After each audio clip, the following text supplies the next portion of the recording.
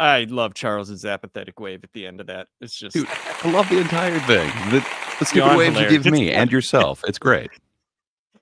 Yeah, I love the whole. Oh, well, we're back. It's another week, and it is time for the last panel to actually do something with an actual comic book.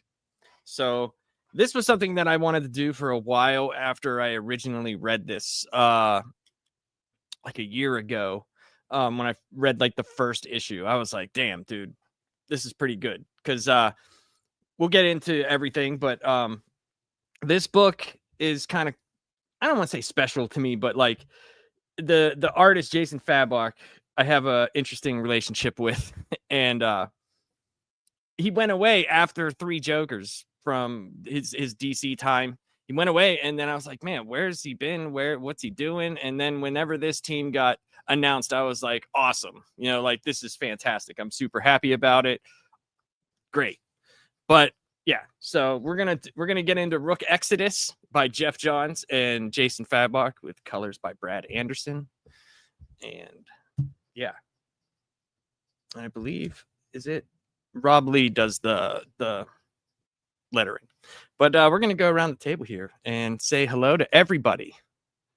Bob, how you doing, man? I'm doing pretty good, man. It was a busy week, but it's always a busy week because I work 7 days a week, so it doesn't matter. It's always busy.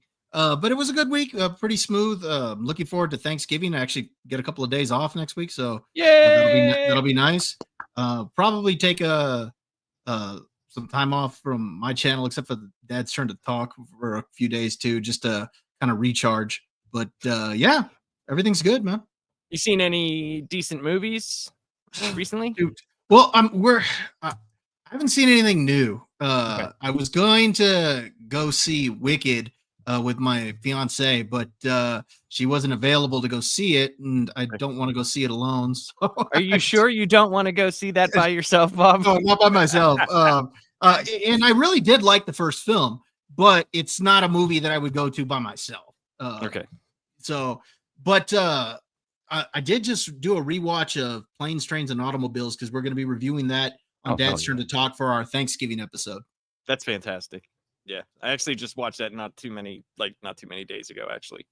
So, Gray, how you doing? I'm doing good, man. Happy to be here. Happy to be talking about something I don't hate. So, hell yeah. Surrounded by some positivity around here. Things are good, man.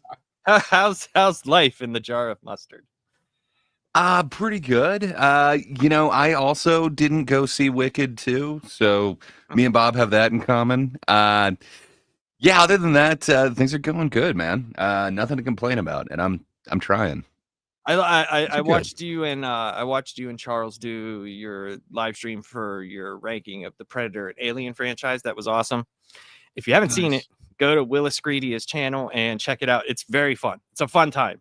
What's funny is like it's so weird how like on the picks that you had, Gray, that I agreed with you, that other people, I totally agreed with you, but on the picks that I did agree with Charles, I totally agreed with him and disagree. It was like I had a mixture of both.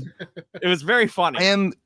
I am a stan of the Alien franchise. Like, I understand that I have an appreciation for Alien 3 and Alien Resurrection that nobody else on this planet has. I get it. I'm weird, man. Okay. I like Resurrection myself. I thought Resurrection was fun. Yeah, there's some really interesting scenes in there, man. I don't think they're just total waste. Yes, we should. For sure. Warren, how do you rank Alien versus Predator though? They're all F tier movies. So that's the deal. How do you rank? Do you like hard R or do you like PG-13? Because I gotta go. PG-13 is worse. Plus, it's Paul W.S. Anderson, the guy who's ruined every video game property that he's gotten his hands on. Man, I absolutely hate that. So yeah, for me, AVP is just a little bit below AVPR. At least you got a cool character, Wolf, the Enforcer one. That being said, still not a good movie, but I appreciated the R. They had to steer out of that PG-13 ditch so hard they put it in the title. That's very true. That is so 100% true. And I'd have to rewatch a lot of those. I actually just watched Predator and Predator 2. And as much as I like Predator 2, there's just some very weird audio editing choices in that movie.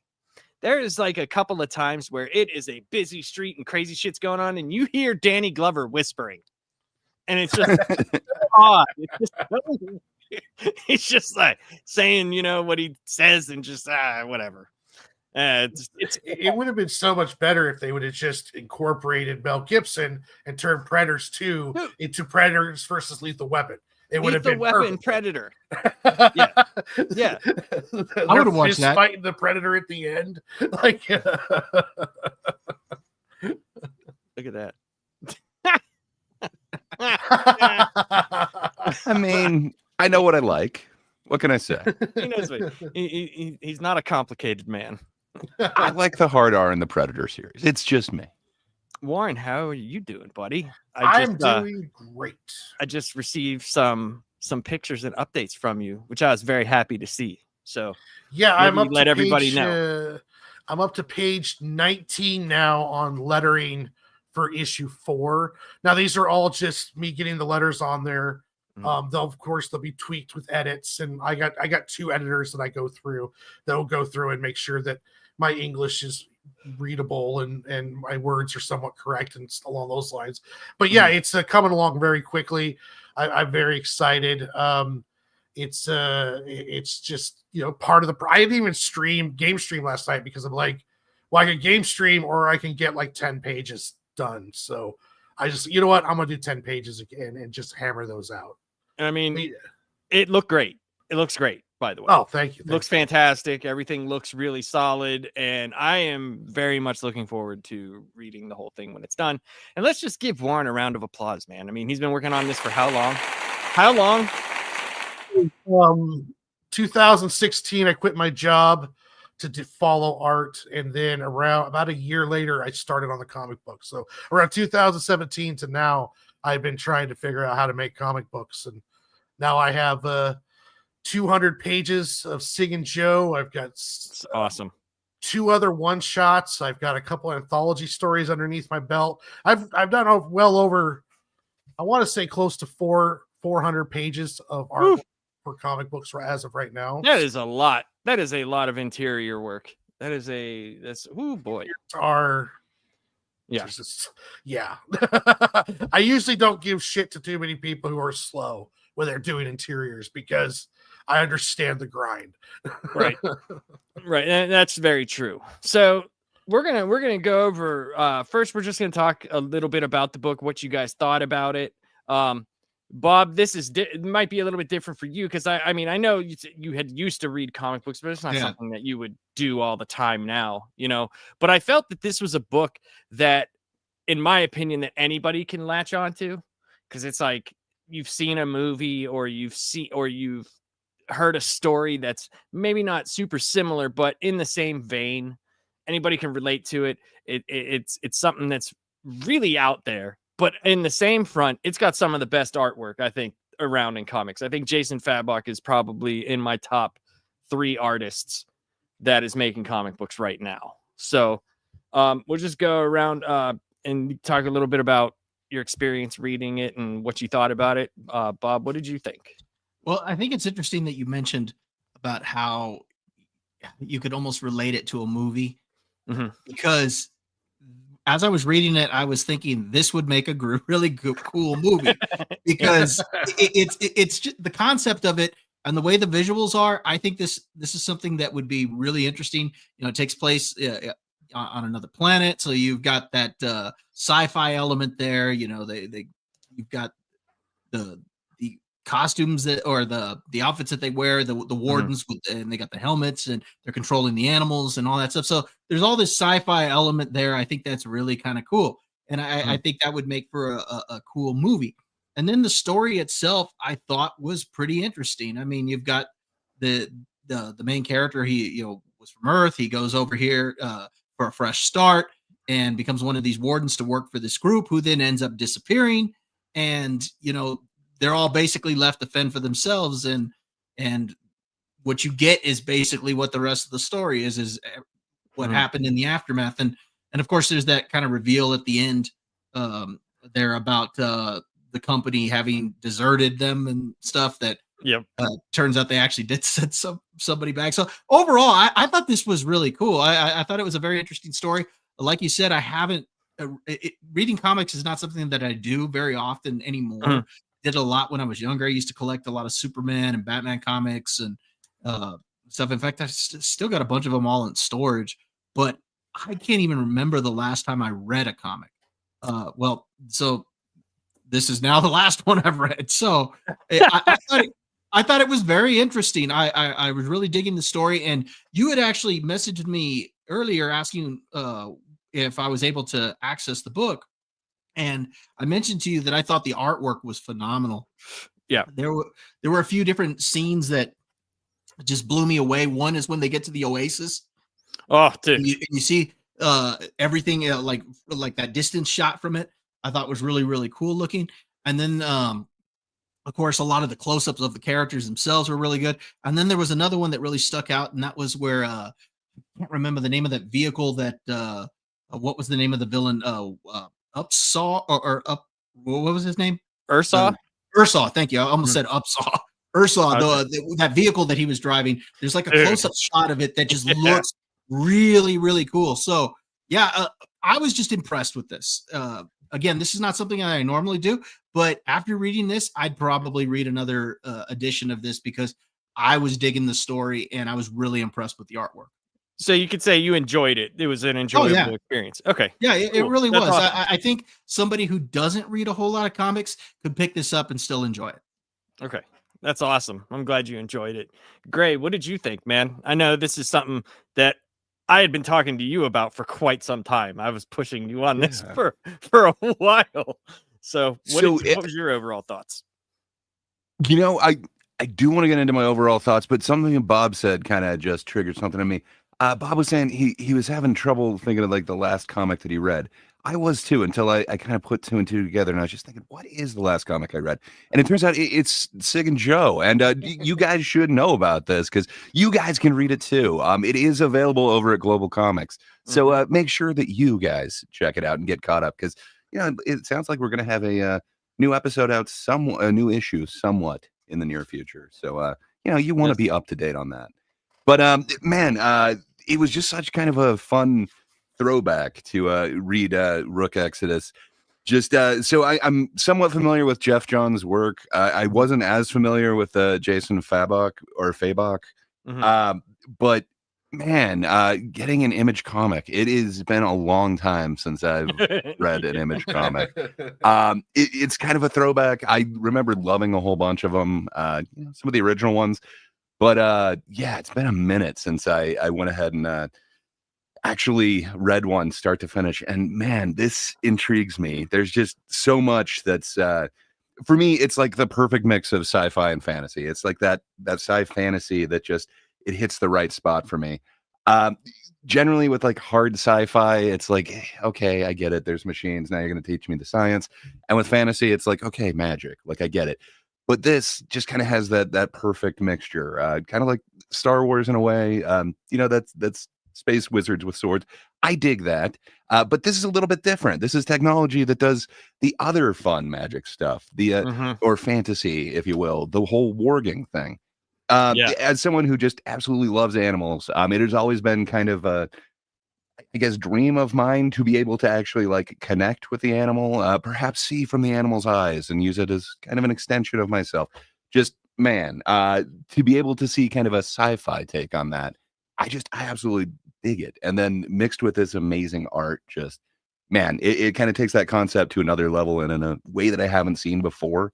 Bob kind of mentioned that it seems very cinematic, and he's right. Like there are certain I don't know if you want to call it like vibes that it's getting, but there's some Omega Man vibes coming from this. So that would be like Last Man on Earth, Omega Man, or God, now I'm forgetting the Will Smith one that is the exact same thing, where it's like the zombie vampire plague thing. But it kind of gives you those vibes. Like there is literally the scene from Omega Man where Charlton Heston's just watching a movie by himself because everybody is just gone. Man, I dig that. That's what I'm really into, and kind of my weird. I don't know. I'm always kind of drawn to those. Just so yeah, for me, it absolutely hits on so many different levels, and then it's got this heavy but tasteful religious overtone that's going on throughout it too. Mhm. I mean, it's got the title of Exodus. You know, there is kind of this arc idea that's going on. We're going to a new world, and then there is again another Exodus. But you know, there's other things like there's this certain scarecrow scene where it may or may not have a Jesus pose going on. I dig a lot of the kind of tones that they're working with here. And man, to have like this otherworldly planet that's kind of terraformed and colonized and then purchased by this mega corporation who's calling themselves what is it, Better World? Just man, all of these ideas they hit. It's like elements from a lot of other things. Like you're getting Wayland Yutani vibes from this, but man, just kind of the way that they're putting it together, just it works for me.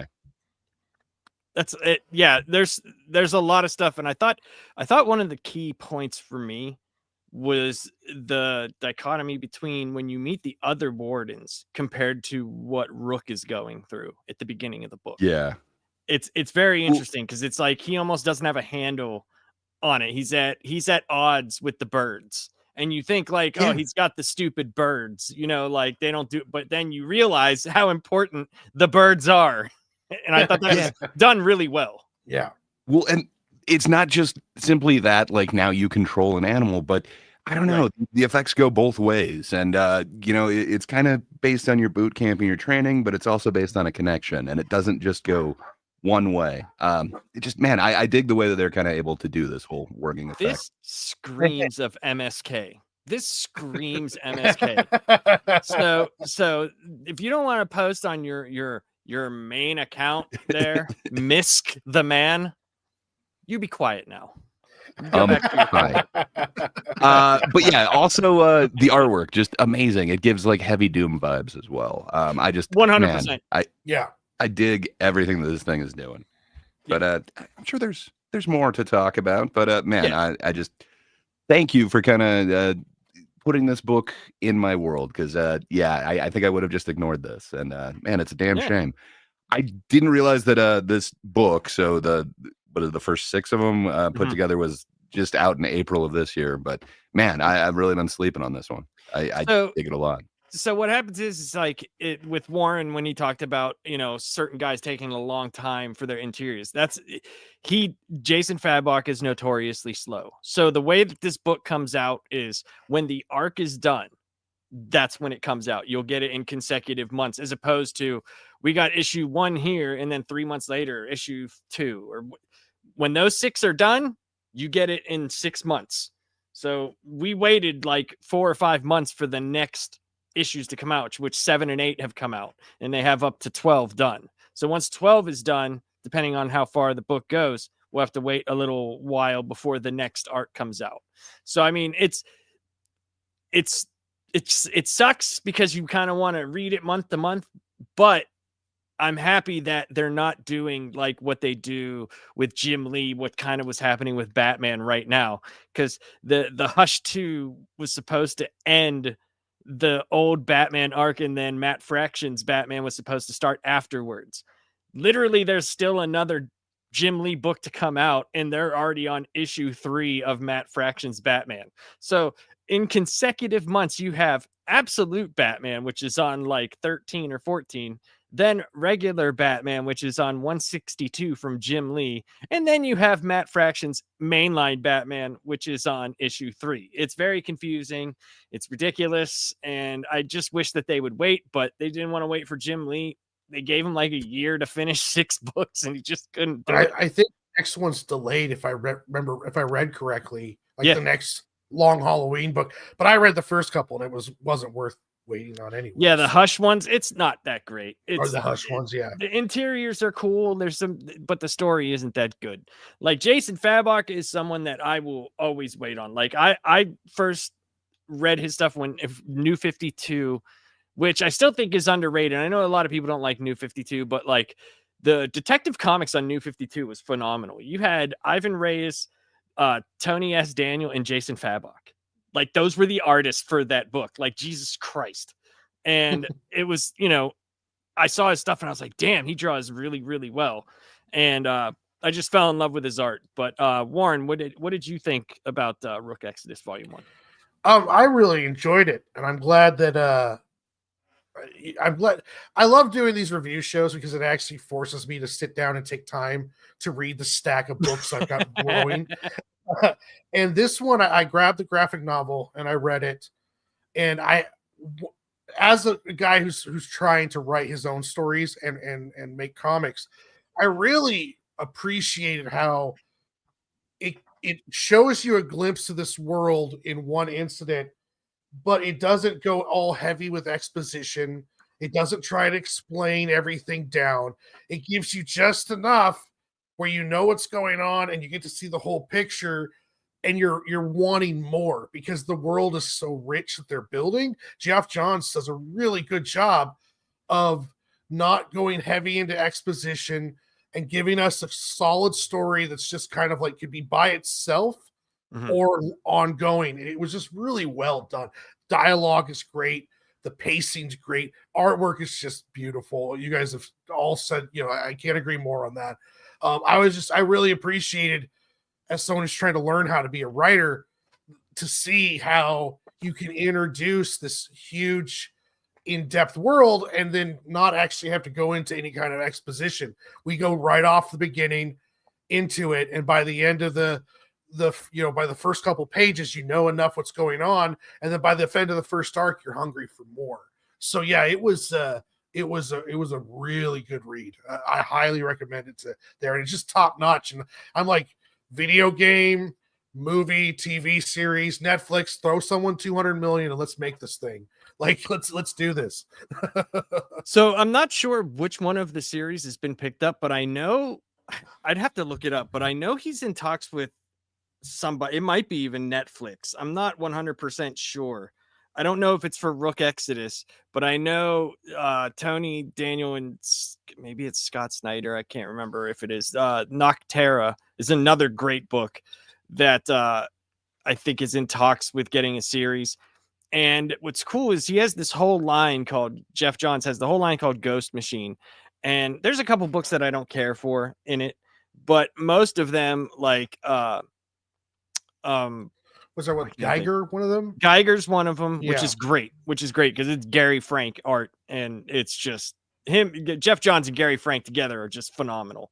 And then there's Hyde Street, which is like a horror book. That one, I've read a couple of those. Dude, they're so good. Good. And that's Johns and Ivan Reyes. There's Red Coat, which is interesting.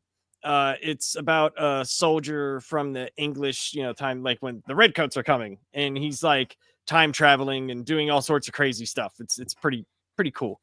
There's the Rockefellers, which is like a family book, and there's one I can't remember the name of it for some reason, and it's really interesting. It's about a robot that was in World War II or Vietnam or something like that. And the soldier who survived out of that company starts writing a comic based on the robot, right? And his times and all this stuff. And it becomes like a huge thing in the newspaper, because, this is back when newspapers were a thing. And out of the blue, one day, the robot just shows up on his doorstep, and he's all old. He's old as shit. And Junkyard Joe, that's what it's called, Junkyard Joe. That's a really cool book as well. So if you can get I really like Hyde Street, Junkyard Joe, Rook, and Geiger. Those are the ones that I like. And what's cool is like he has everything planned out. Like when you look at the back of some of the books, he has like the whole timeline for what they call the unnamed war. They have like the full timeline of where all these books take place. So it's kind of cool. Like, and I know and they're all in the same universe. I don't know if they're all in. I'm not 100% sure.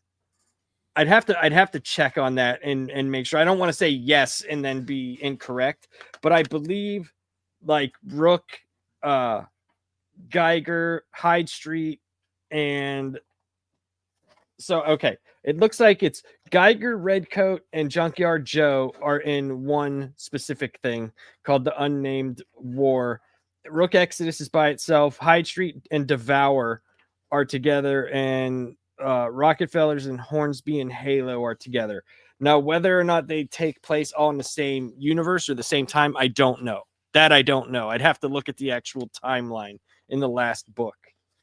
But he's really big on like telling you stuff like that. Like, yeah, at the end of the first volume, they have like for all the animals and all the wardens, they have the wildlife grid, which is like where they exist and who controls what, and to the characters that we've been introduced to, because there's more. There's a whole ton more in the second arc. There's a whole shitload more people that are around. So yeah, we'll take a look here and just show people some of the artwork that's in these books, because it's phenomenal. Like, this stuff is great, man. This is Rook right here. This is Swine, and for some reason I can never remember her name. And Direwolf, wasn't it? Yeah, Direwolf. That's it. Yeah, it's Direwolf. And then we have Ursa, and then what was his name? Why can't I remember names? I'm terrible with names. Carapace. Carapace. Yeah. He was terrible with names too. I just do nicknames: Crow Guy, Wolf Girl, Pig Turtle Dude, Guy, Bear Guy. Well, then they tease so many others that we hopefully will get to see in the future. But man, I can say really yes, you do. Ones. There are 7 and 8 have come out, and I think there's 1, 2, 3, 4 new ones that you meet in those 2 issues. I believe because so. The ones they were showing looked really interesting with some of their animal groups and how they were using their powers. So Reynard the Fox, Arachne the Spider, Hardhead the Ram, Matterhorn the Goat, the Locust. Come on, I needs to see the Locust. Locust and then, Dude, Spider Guy. There's the deer. Like, how is there like the samurai deer dude? Like, that dude looks awesome. It's super important. I can tell you that. And he or she, whatever. It's a badass. It's fucking. You'll see. You'll have to see. And anybody who's in the chat, if you want to join the Lapsed Comic Fan Discord, there's a library of books going to be added in there, and you could follow along with whatever book we are reviewing on at whatever time. Like, usually Fridays shows, this is gonna be this is just something special we're doing. Most of the time it's going to be talking about like movies and like tier lit, like stuff like that. But there will be either like a Monday or a Tuesday show where I talk about comics, and me and Gray are going to have another show once a week where we talk about comedians, and we're going to do a whole bunch of different crap. But so the crux of the first chapter basically is like introducing us to the world, but also introducing us to Rook and Rook's issue with wanting to get off the planet. He has built a rocket ship to get off this planet, and he wants to just get the fuck away. He wants to get out of here. And he does not want to stay. He's got a friend whose name is Swine, and he goes to visit Swine, and Swine controls a giant warthog pig person, and they have, would you say they have a pretty good friendship? And Swine was, I think he wants Swine to come, but Swine doesn't want to go. Yeah. Or something like that. Like he just doesn't want to leave. And that's when they run into a giant bear. So you can also see that the wildlife on this planet is not the same size as wildlife on our planet. It is definitely. And there's still kind of a mystery about that. Like, it's not fully explained, but they did mention all the animals here are genetically modified, and there is kind of like the arc thing. They were all brought to this planet, but perhaps the planet itself has affected them. Yeah, they said it was something like some mutations, could be from whatever they did to make the world livable in, or whatever. Yeah, what do they call it? The world engine. The world engine. Yeah. So they took basically like a planet that was uninhabitable, made it habitable.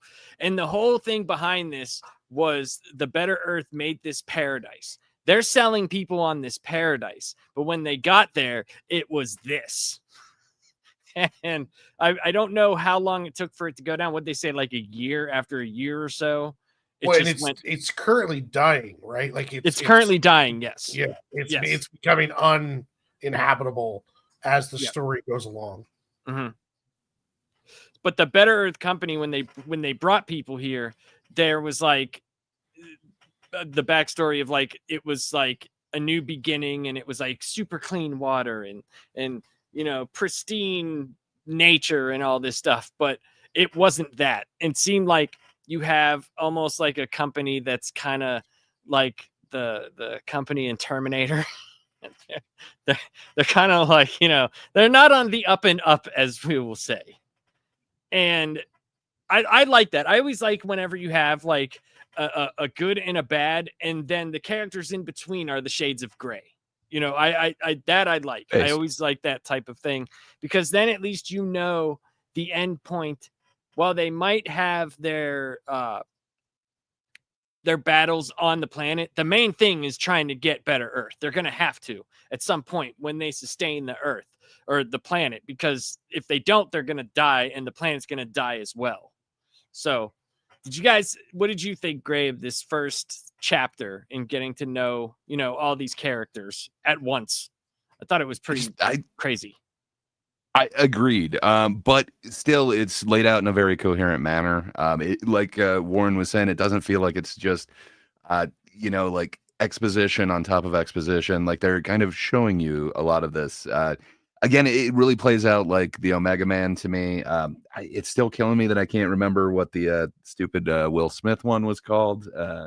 But it's the same story. I Am Legend or something. I Am Legend. Thank you. I don't know why that was just gone from my brain.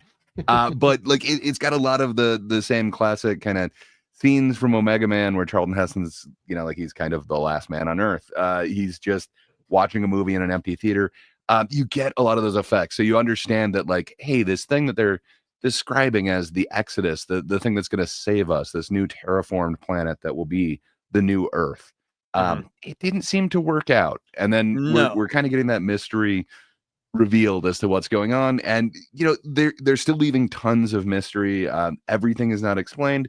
I am kind of digging the way that they're kind of piecing out the information for us, but man, it leaves a very compelling story. But I don't feel like I was lost at any point, but man, it's just I want to know more. I want to know exactly what happened. And yeah, like you see how advanced this city was at one point, and then it became these ruins.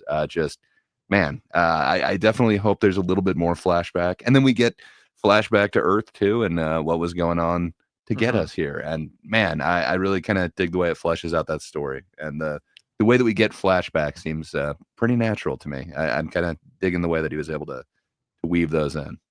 Yeah, it definitely feels like they were advanced. Like something good was happening here at first.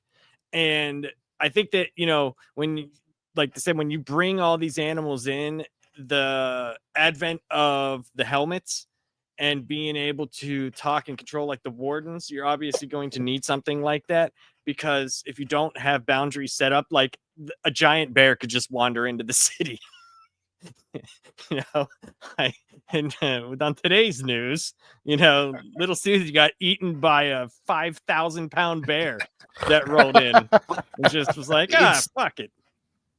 It's beyond that though. Like, so, fantasy has done warging a whole bunch where it's like, you're controlling an animal, but they make it very clear that there is this global grid that controls all of the animals on this planet, which is just, it's an amazing concept. I guess I hadn't thought of warging where it's literally every animal. It's not just like a dude and his pet crow or whatever. Instead, it's, everything. And man, the idea that this new company would put you through boot camp to do these kind of magic things with this amazing helmet technology, just man, it kind of blew my mind as far as ideas. It's so many elements of familiar things, but combined in this very unique way. It just really works for me. Yeah. And Rook here is, getting parts for his rocket ship. Like I said, he wants to get the hell out of there. And it leads you to wonder how many other people, just regular people, are there because the better world left. They left and said they were going to send people back and to get them. But what they didn't really know, which was revealed later, is that they weren't sending people there to get them back. They were sending people there to get the technology back and kill them all. So that, that sucks for them. And we get the relationship as small as it was. I don't know if you guys felt the same way. As little amount of time as we got with Rook and Swine, it felt like you could really tell the friendship that they had, especially when you meet, Swine's pigs and his hogs and stuff, and how they act, and you see the part where Rook is at odds with his animals. He always hears like the buzzing, and he's inner monologuing how like much that it annoys him. And I thought that was a very interesting thing, because the only other one we see so far has a good relationship with his animals. Did that strike you as like, what the hell's going on with that, Bob? Yeah, I mean, it was complete night and day with the two of them. Mm-hmm. And you notice that Rook, he says that he can still hear the thoughts of the birds and whatnot, and so he has to drink in order to get that out of his head. And and I think a lot of that has to do with the fact that he finds out that, or as the novel goes on, or the story goes on, you find out that it's a give and take relationship there, and so he's just not opening himself up to that. Instead, he's just trying to get rid of that. He's just just controlling them. They're just animals and whatnot. And then that's completely different from Swine, who's close with it. It's almost like a love relationship. Yeah, it's like kind of like how I am with my cat. That's him with his boar. So one of the things I was going to ask, where he was marking off the doors, was that because he had already taken all the alcohol from the door? Those are all. He's like, okay, I don't want to go back into that room. Just that one's already. Yep, I already got that one. So he already took everything. But I thought that was interesting, because he had like literally an entire hallway marked off. Yeah, and you get to see like how lonely in existence it is as well. He goes into the movie theater and he's just watching a movie, and it's the end. And he's just sitting there like, shit, man, I gotta get the fuck off of here. I need to get out of here. And where it feels like the other people are there, like you would think if there was a ticking time bomb of this place is going to die, you're going to die, you would try to find, like Rook, you would try to find a way off of there. But it seems like the other people that we meet are not trying to get off of there. They're trying to save the place. But I think a lot of that had to do with their relationship with their animals. Well, that's what I was going to say. It feels like that's where it came from. Warren, I thought that was really interesting, because they had a connection to the animals. They had a connection to the planet that Rook doesn't have when the story first starts. He ends up developing it throughout the course of the story, which I thought was very well done, how that was presented. But it was pretty cool. So. What did you think, Warren? Everyone else has embraced their ability, but Rook is like the one who's like, I'm here because I was running from something, and now I don't really care that I'm on this warden. I'm just kind of here now. I'm just trying to survive and get off. And it shows it's really his origin story, because by the end of it, he fully becomes a fully realized warden. He finally embraces it. He finally understands it. So what we're seeing here is we're seeing the origin of Rook becoming the hero of the story in this the first arc of it, or the first graphic novel chapter, if you will. And it's just everyone else is like full in. They've embraced it, and you've noticed they hint to this and they show it, but they don't. But they'll probably play on it more. Is that you're not only controlling the animals, the wardens and the animals are starting to mold. Yes. Like the spider ones acts like a spider. The wolf chick has very much of the wolf in her. Even swine is kind of like his pigs. So it's interesting to see the symbiosis and how it's the animals are infecting them as much as there's like it was when Rook gets attacked here coming up. He's like the crows are always telling me to run. They're always telling me to get the hell out of here and run constantly. And it's like, you see, it is, I really liked that, how there is a symbiosis to the point where are they even going to be able to do this without the helmets? Which it was kind of hinted to, but I think that was that was not real. We'll talk about more when we get to that part of the story. But there was something that was like directly happened that made you think that they didn't even need the helmets. But I think that was just a vision while he was knocked out. I don't think that was, but it is kind of playing into that. Like, are they melding? Like, is this going to be a thing where he doesn't even need a helmet and he can control crows and the girl can talk to the wolves and stuff along those lines? So, Gray, you had brought up that we get to, a little bit of Rook's backstory on Earth. And this is kind of where it happens after the movie. He opens up, looks like some photos and stuff like that. And we kind of, it goes back and forth. Like, he goes back to the spray painting thing. But what did you think about his backstory? Because I looked at it as the stuff that happens with his dad and the farm, where he's told one thing, but he believes another thing. It's almost like mirroring with, like Warren was talking about, with him not accepting the animals, his birds, as a part of him. It's almost like if he lets that in, it's going to take him over. Almost kind of like if he believes the stuff about his dad, does it almost ruin that ideology that he had about his dad and what he's actually doing, why he took the job on this planet? Yeah, I think that's exactly why that's there. I don't think I could have kind of explained that duality that they're kind of trying to mirror in that arc. I mean, it is what would kind of create a person who would be in that position. But man, it's just not the backstory that I would have thought for, it shows us this badass who's willing to take on like these giant creatures, who's also trying to get his ass off of this planet by building his own rocket ship. I wouldn't think that he had like, just a farmer background, but man, still it comes off believable to me, especially after they kind of describe the boot camp situation.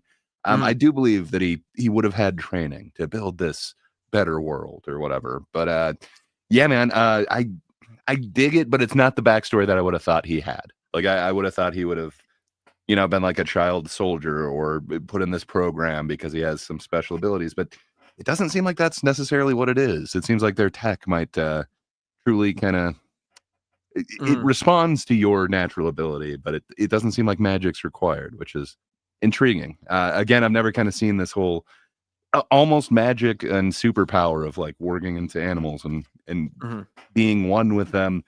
But man, I haven't seen that without the magic, and it just kind of, I don't know. It's opening up these doors that I kind of didn't see in possibility, but weaving his backstory into that, it just kind of makes sense, and I do like that mirroring of kind of his current arc and his former one. Right, because it's like when he learns to finally accept that even if what happened with his dad happened, and we'll get into it a little bit later, but it's like once he learns how to accept the animals, it's a give and take. He's always looking at them as a nuisance. And until he accepts what they can do and like what he can do together. And it's almost like whenever you had the old TVs with your antenna, and you just got the fuzz and you're trying to get it and you finally get the picture and you're like, there it is. There we go. I finally got it. It's like he has that moment, and whether or not he accepts what happened with his father, and like you said, coming from a small time farm, and basically, a corporation trying to buy them out, and just, stuff like that I guess could hinder a kid. But then there's a fire, and he's looking at it as his dad saving people, but we get told later on that his dad is the one that started the fire. So we don't know exactly what had happened and what he believes. You know, we see his angst from hearing it, and we don't know if he accepts it or not. But I think it's really cool how they play on both sides, on the side that you're seeing now and in the backstory. I think it's a very interesting way to tell a story. And it seems seamless too. Like, as much as different as it is, it seems very seamless. And he seems like a very troubled character. And you could see why he would want to get off there.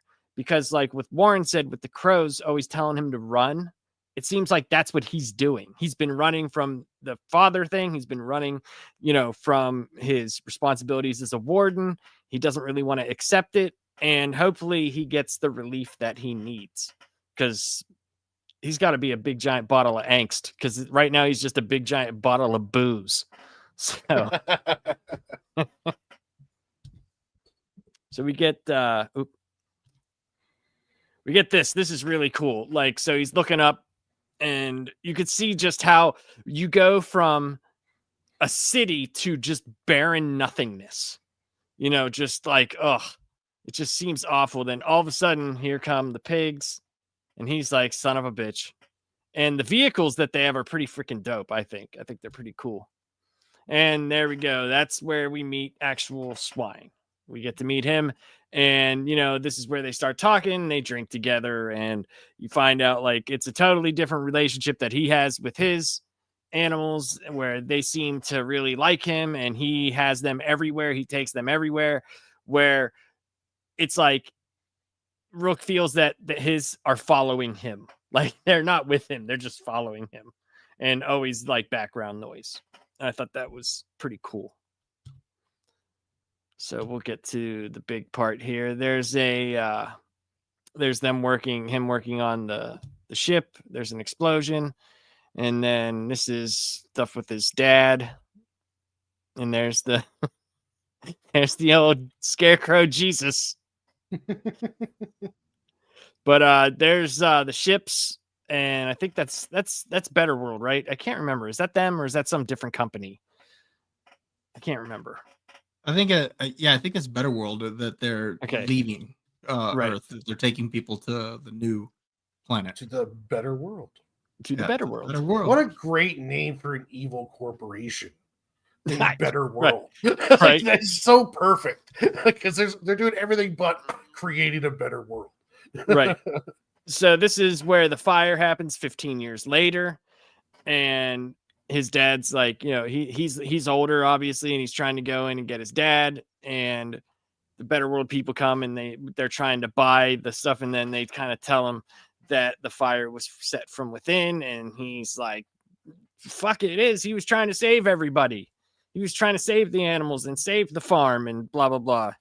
And that's where it starts. I think this is probably where it starts his, you know, I want to get out of here moment. I need to get out of here, because he's gonna run. It seems like he's always running from his problems. Do you get that character development, Gray? Do you feel like that's kind of what they're trying to tell you with this character at this point? Warren? Oh, sorry. Right as you started talking, my dog started barking. No, it's okay. I thought I could seamlessly just give them a cookie and throw it on the other side of the room. Okay. Yeah, but I completely agree with you. It seems like that's really where it starts. And then, you know, that's kind of where they, again, you pointed out the Jesus pose, but there's certain overtones that they kind of keep giving at you. Same thing with like the whole Exodus ship. But man, I think you're right. I didn't necessarily see it as it was completely mirrored at that point, but yeah, I agree with you. And then you know, the noise, the voices in his head, yeah, just I think you guys nailed it. I think you're interpreting it better than I did. Well, I mean, I just looked at it as he, like, Johns is always with, from reading like his Green Lantern run and especially his Batman Earth 1 runs. He had 3 volumes of that. Like, there was always like the backstory and then what was happening now, and he always tried to like mirror the two, but it was always something like something happens in the back that you don't really pick up on, and the things around him are the ones explaining it. So that's how I took like the birds are like how they, like Warren said, they're always telling him to run, and they're always telling him to this, and that's what he's been doing because that's what he himself wants to do. He doesn't realize that the birds are actually telling him his actual thoughts. He's fighting. See, that's the smart interpretation. I just thought, birds, when they hear a noise, they fly away. Like their instinct is to run. So they're doing what birds do. But yeah, I like your interpretation. And that could be because it like kind of changes whenever he finally accepts them. You know what I mean? Like it kind of, he heeds the warnings from them, but there's also, we're only seeing crows at this point. We're not seeing other birds, so it's, I don't know. It's kind of interesting. That's just kind of the way that I took that. And I could be 100% wrong. I could be wrong. Well, that's what I'm going to use, even though that I didn't think about that till you said so. So, I like the little smart, in-depth answer. So I'm going to pretend that was mine. And this stuck with me real like big, like for some reason. This page stood out to me because he's like a little bit wide-eyed here, and he's getting ready to go on the ark, to go to the new world. And he looks down and he sees the guy with the sign that says, "Don't forget us." So it's like he is leaving what he thinks is the worst possible scenario that he could be in. And he wants to go to better world, because all that's left is hope for him. Right. But then he gets there and it's basically the same, if not worse for him, like not right away. Because when he gets there, it's obviously nice. And, he's like, holy crap, this is it. This is amazing. And then it just goes downhill. And him seeing the birds for the first time and putting on the helmet and just hearing all the noise and he can't like understand what's happening is really interesting. Because it's like he sees the crows as he saw the birds from the fire. And he's putting the 2 and 2 together. And it's like, fuck, man, I got to work with birds, which he hated as a kid. And that's why he put up the scarecrow. So it's almost like you're getting what you deserve. Like you're 100% getting what you deserve. What do you think, Bob? Didn't they say that they picked the animal based on their disposition or something like that? Yes. So yeah, it is ironic that he ends up having to work with the birds. I thought that was a nice twist to that he ended up that he hated these things, but now this is the animal he was assigned. Right, because it's like he puts up the scarecrow and then the fire happens and his predisposition is to the things that he hates the most. I thought that was pretty good. I wonder if they mean it to be as like also kind of running from destiny. Like he runs from his problems, he put a scarecrow up, and the crows represent his destiny as for who he should be. And he's always been constantly kind of fighting it and running from it. And then maybe that was kind of all part of the scarecrow and with the fire and along those lines was like, you can't run from destiny or fate. And the crows kind of might represent that. He finally accepts his fate or destiny and then becomes the full realization of Rook. Right. No, that's exactly. Like, because they're setting it up to where, like we said, it's like with the whole scarecrow thing and all that stuff. The bird representing what is his basically worst moment in life, and now he has to work with them all the time. It's almost like he has to overcome that, which you said that is his destiny. Yeah, you embrace the birds, you embrace all the stuff bullshit that happened, all the bullshit, and become who you need to be. Right, and become the man that his father wanted him to be. Yeah. And that's like he felt he had to stay, which it was like his dad kind of knew. And if his dad did set the fire, it was like, he's like, dude, there's nothing here for you. There's nothing here. You're holding on. You need to let go. You got to let go. Yeah. So you burn down the farm and then his son can be set free almost. Right. Yeah. Yep. Did he start the fire? Yeah. So he goes over to this is Swine's place, right? He goes over to Swine's place. Yeah. And it's like there's trouble a brewing.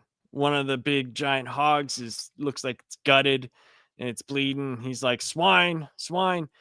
And here comes swine. He is taking off, and something or someone is chasing him. And we find out that the bears, and there is a lot of them.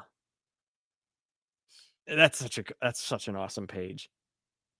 That would be horrifying. One of those bear claws are like as tall as swine. It reminds me of the bears on Elden Ring, like just the gigantic ones that I hated them more than any other boss in the game. But yeah, it was just terrifying. It's so funny because you look up here and there's just an upside down. They're just getting chucked all over the place. And here he is. Dude, tell me that's not from Doom or Gears of War. Like, yeah, Jesus. It is just, it's a gorgeous picture. Yep. Really love that artwork. And it's like, he's got swine. Swine is not doing so hot. But that's Ursaw, and he's got like the chainsaw gun, which is awesome. And he's got Swine's helmet in his hands. Hey, what up, Emily? Hey, Emily, how are you doing? There's so many elements of this that are just so familiar. Like you've got the chainsaw gun, you've got like the skull on his belt. It's borrowing from all these different places. So it seems like almost every version of Doom is kind of being represented at some point in here, but still, like it doesn't feel like it's a straight up ripoff. It's just, I dig the way that they're kind of able to bring in these elements. You know what else I really, really liked about this? And I don't know if you guys even thought about this. Warren, you'll know exactly what I'm talking about because of most comics. Most comic backgrounds, you either have super dark or white with like blue. He's using the fiery orange, which pops every color. Like I've never seen brown look so vibrant before. You know what I mean? Like, because you get like Batman comics, it's usually in the dark. Superman comics, it's always in the light. X-Men comics, it's usually in the light or in space. And like, but this, this the overtone of the whole planet with the orange just looks amazing, man. It looks so good. Yeah, it's beautiful. And even like at the bottom where his legs are at, kind of fades out, and he's encircled. Great composition on that page, just right front and center. The way he looks, it's just great. And that was the end of chapter 1. So we'll kind of go through these really quickly. This is where Direwolf comes into play. She comes and kind of sees that, like, you know, there's some shit happening. And her costume is everybody awesome. looks so good, man. Oh yeah. I guess we didn't talk about Rook's actual costume, but like it gives a lot of Star-Lord vibes, but at the same time it feels earned and a little bit more badass. Yeah, no, you're right. I thought the same thing. The coat, especially how they draw the coat, and it's like in the wind, and with the helmet with the eyes. If they were red, I'd be like, "Hey, you're Star-Lord. You are Star-Lord." But yeah, like her costume is fantastic. And I like that if you look at her, look how they're showing her. What do you think when you think of wolves howling at the moon? It's the moonlight behind her. And that's the first time we see her as in full moonlight with her wolves and the glowing eyes and everything. It's done so well. It's just done very, very well. And we get, is this where he's like pinging the other that other part that he needs. Yeah. So he goes, tries to get it. He dives down there, and there's some things down there, and a giant snapping turtle. That would be terrifying. Like, I don't know if you guys have a lot of snapping turtles where you guys live, but I am familiar with them, and I've seen the TikToks, as Will in the chat is saying. Everyone loves Will. But I don't know what would scare me more, giant bear or giant snapping turtle. I think either way I'm fucked, but yeah, I think the turtle might have it a little bit because I think it's gonna it's gonna one shot you. I think hopefully the bear would just like smash you or something. I don't know what I'd prefer in that case. Yeah, well, maybe with the turtle you got a little bit of chance because it's slower.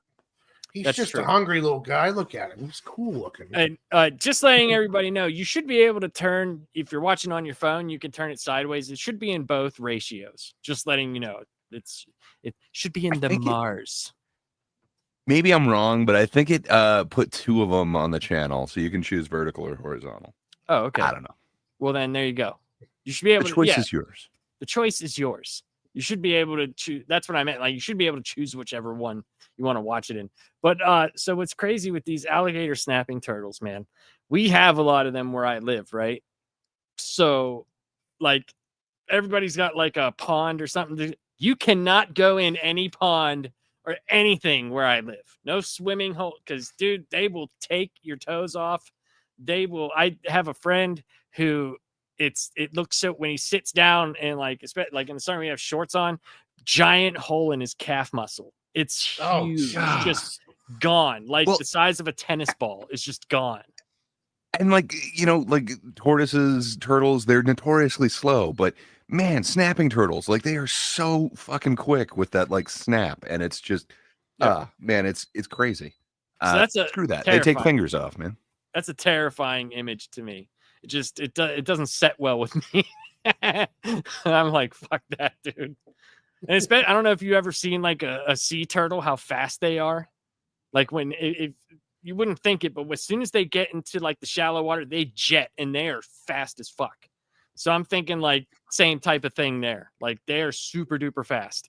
So imagine a giant alligator snapping turtle jetting at you while you're trying to get away, and all you hear in the background is those damn birds.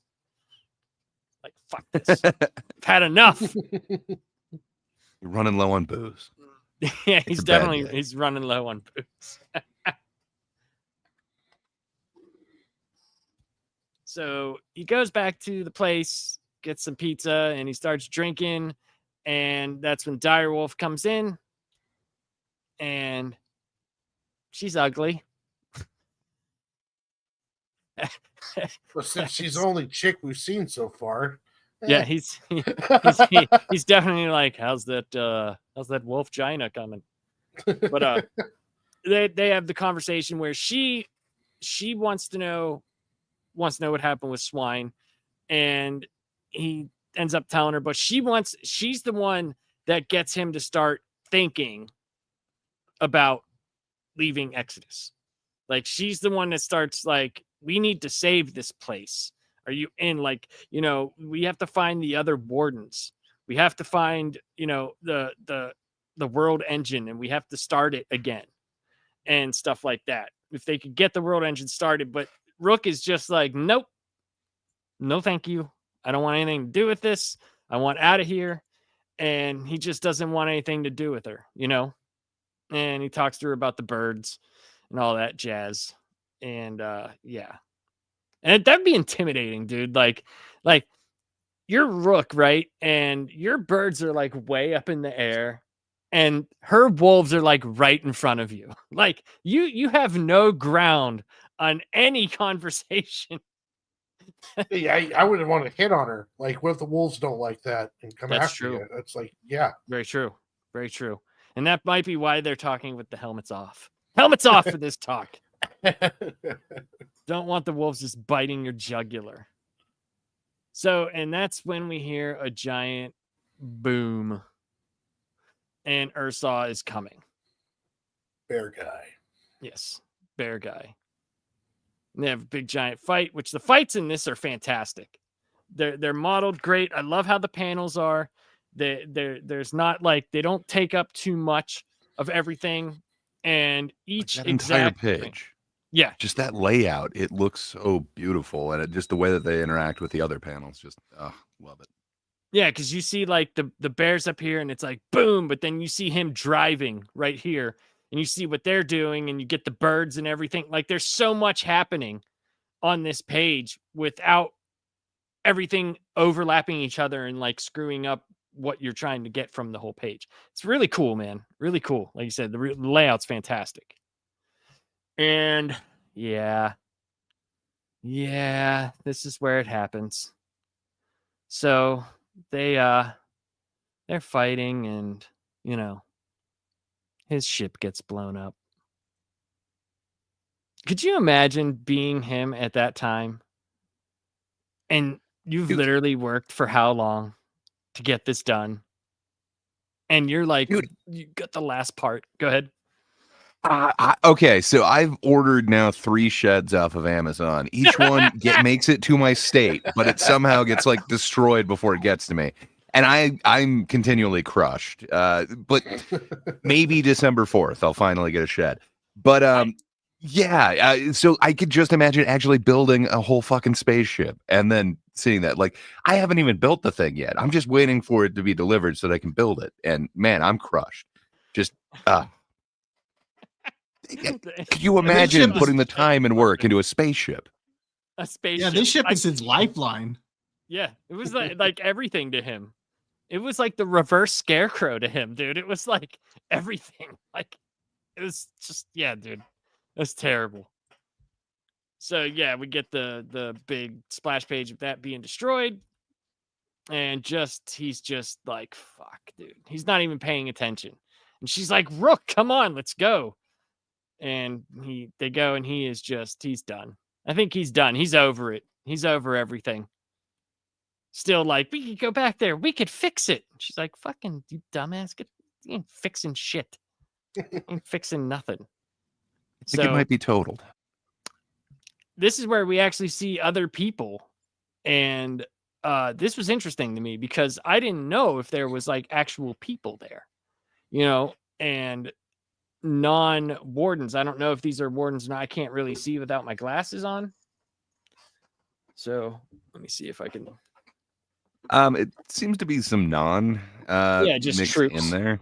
Yeah, just he eventually gives a couple of his guys helmets. That's right. That's right. He's after all the helmets. That's what it is. Ursaw's after the helmets, and that's right. You're right. Thank you. I mean, it is better world technology. You can't just leave that behind. No. Planet's going to hell. Well, in one case, one of the people a little bit later on in the story actually was in boot camp. And and I can't help but wonder if this other guy who got Swine's helmet had been as well, that all these people here were people who had been in training to be wardens, but they washed out. Could be. Yeah. Because it seems like if you're having to go through boot camp to control it, you can't just give the guy the helmet and all of a sudden he's got complete control of the bores and stuff. He would have to have at least somewhat of a knowledge. Yeah. Mm-hmm. Yeah, that makes sense. And they've left a little bit of that mystery so it can be kind of fleshed out later. But that's kind of the impression I took away as well. Yeah, and I get that impression mainly because of that snake lady a little later on in the novel where when she's talking with Direwolf, she says that I forget exactly what she said, but she makes reference to how you flunked me out and whatnot. And Direwolf's like, no, I didn't flunk you out because of this. I flunked you out because you were letting the snakes control you. Right. Yeah. And that becomes that specific issue that you're talking about right there becomes massively big in the second arc. Because you get to you see some of the people that quite possibly don't have the willpower or the training, or if they do, they've let the other side take over. And there's a couple of them. So really interesting. So that was the end of book 2. Book 3, that's fantastic, man. That's just so cool looking. They go to the circus, I mean, that's where I would go. I would go to the boat circus, But they go basically, and I think this is where Direwolf hangs out. They go there, and she's basically saying they need to go to the Oasis and meet up with Carapace, who is an older person that has basically a lot of been there for a while, put it that way. And he has a lot of sway and knows the land, knows everything about the land, and knows where to go, knows what to do, and whatever plan. She's trying to sell him on, instead of trying to find another way off the planet, to save the planet, is basically what is going on here. And we get some really cool, that's just incredible looking. That is so cool. It's gorgeous. Yeah, dude. And then just you do get a little bit of exposition in there, but man, I want to know what's going on with this beautiful image. Yeah. I dig it. Yep. So there's Carapace right there, and he controls. It makes sense. They've got like space travel technology. Why couldn't they have technology that could possibly keep you a little bit alive a little bit longer? Because apparently he's older than you'd think, which good for him. Yes, he looks good and virile for his age. Yes. And I like how he's supposed to be like with the turtles, but yet he has a turtle shell for his. How'd you get that shield there, Carapace? By the size of the turtles we saw earlier, did you kill one of the babies? He's like, yeah. Like, no, he was shedding. Yeah, turtle sheds, right. They go in there. It's pretty sweet, man. Like, you just see the turtles come up and they're just armed to the teeth, man. They are fucking armed to the teeth. And we stay here for a while, and they have like this conversation that it's pretty important because Rook is not really on board with this, and Carapace knew Rook wouldn't be on board with this. He was like, of all the wardens that we have, like, he would be the last one that I would really want on this mission, like, because he doesn't really give a shit about the rest of us. He was always by himself. He was always a loner, and where Swine was his only friend, really. And yeah, so this is kind of like the world map with the different wardens here. Pretty cool, I think. It is. It's a fun idea on a lot of this technology. Yeah, that is so gorgeous, that forest. Yes, because that's also the other thing. Like, so we pretty much have only seen Rook's side of the planet, right? We didn't get to see like the beautiful things that this planet did have to offer, which were amazing looking, right? And I thought that was a very interesting part, that the only forest we saw was, where the bears came out, and it was a bloodbath. And now we're seeing this like beautiful, pristine forest after like they give him this speech about trying to save the planet, So it's like we the reader would be like, well, why would you want to save this place? Like, it's just run down nothing. It's like terrible. Very city. Dead. Yeah, and very then dead. This and that. Then you see that last picture. Yeah, it's kind of like you've got this, I don't know, special garden that is working more on this. Perhaps again, religious theme, not sure, but dig what they're doing. Yeah.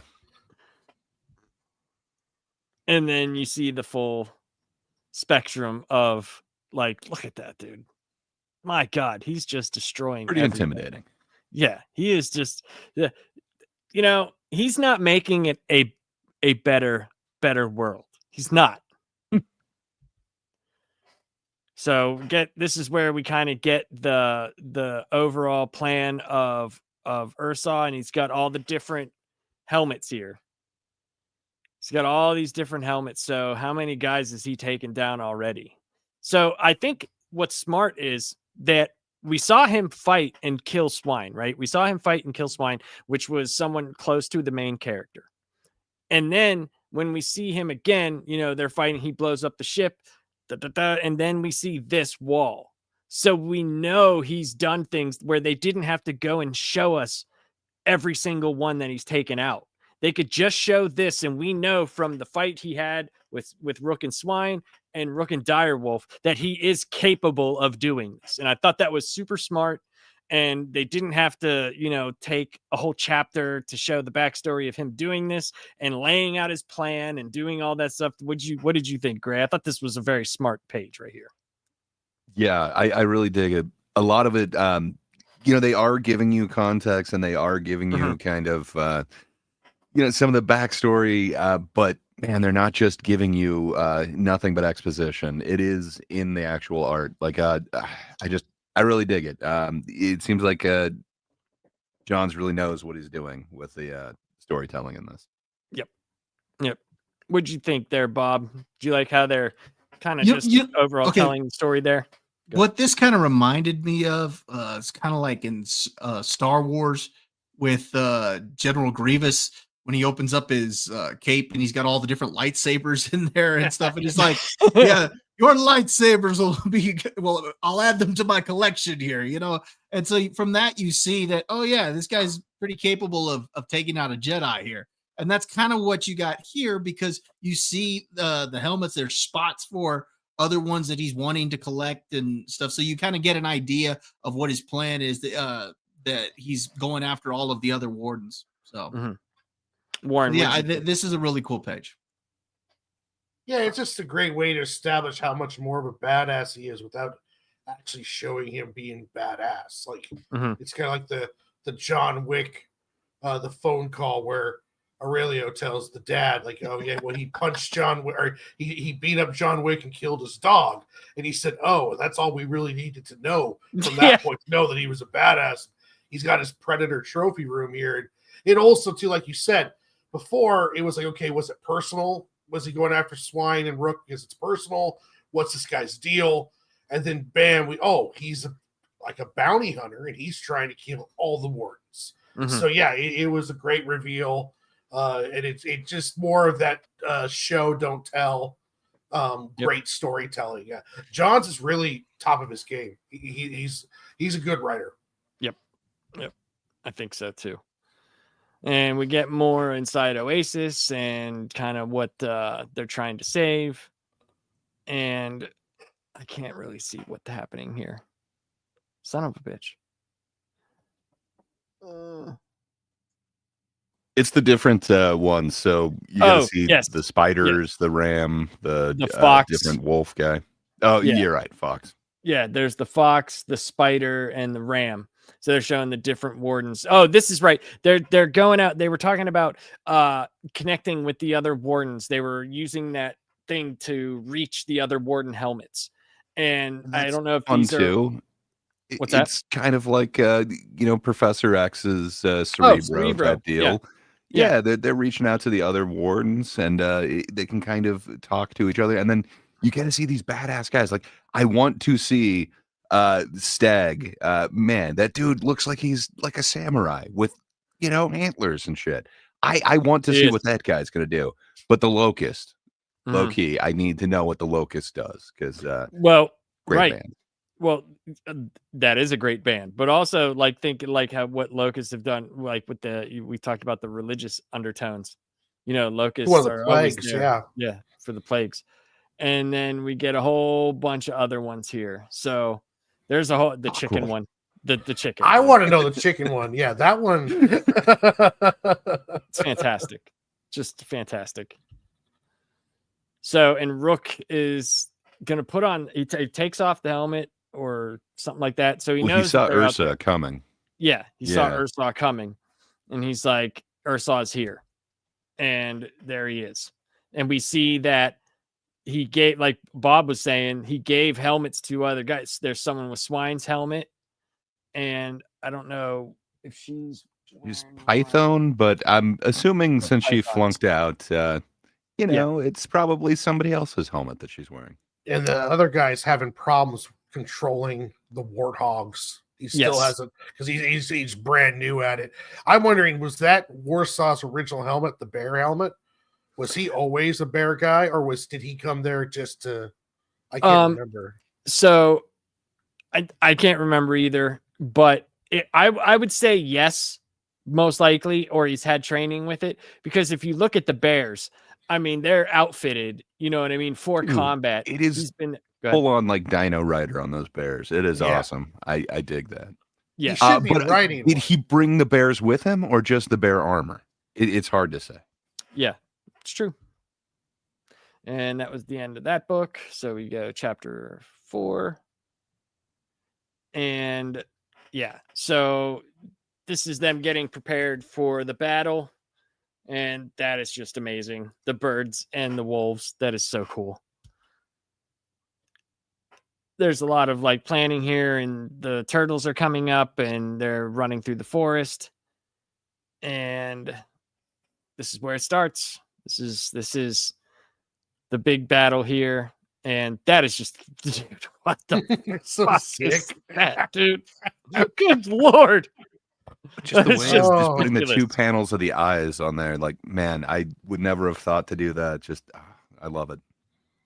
Yeah, The because layout it's in this also book is so amazing. it's also like you got to think Rook as much that when they start playing on what Bob was saying, how will they eventually not need the helmets?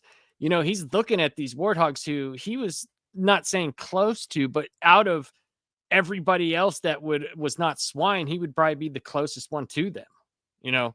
So because he was friends with swine. So it's very interesting. And then finally gets the birds to attack. And they that go. bird attack, man. Mm-hmm. I just love that image. That is just this book. Fucking awesome. It's so cool. And then Jesus Christ. What? Anybody ever play the Horizon Zero Dawn and Horizon Forbidden? That's what it reminded me of, was those giant fucking cobras, snakes, man. the cobras. Oh, I hated those things. That was fun. That's what it reminds me of. And there's just all sorts of people here. And this is just a big ass battle. Like, I don't know. I love this dude. And just every time they show Ursa, man, he's just so menacing. And there's always the bears behind him. So it's like you have the threat of this gigantic person, but then there's the bears. The bears. you got George Wendt and Chris Farley behind him. So the bears. And we get this fight. This is what I think, Bob, you were talking about this with Python and Direwolf. That was their whole conversation. And we get Rook and the guy who is playing as Swine on Swine's helmet. And here come the wolves. And then you see they're just eating the shit out of him. And I like that they don't shy away from it. They're like full on, this is what happened. You know, that's them's the breaks in this world. And he gets the helmet back, which is very interesting, I thought, because now he doesn't even have the helmet on and he's petting the giant warthog.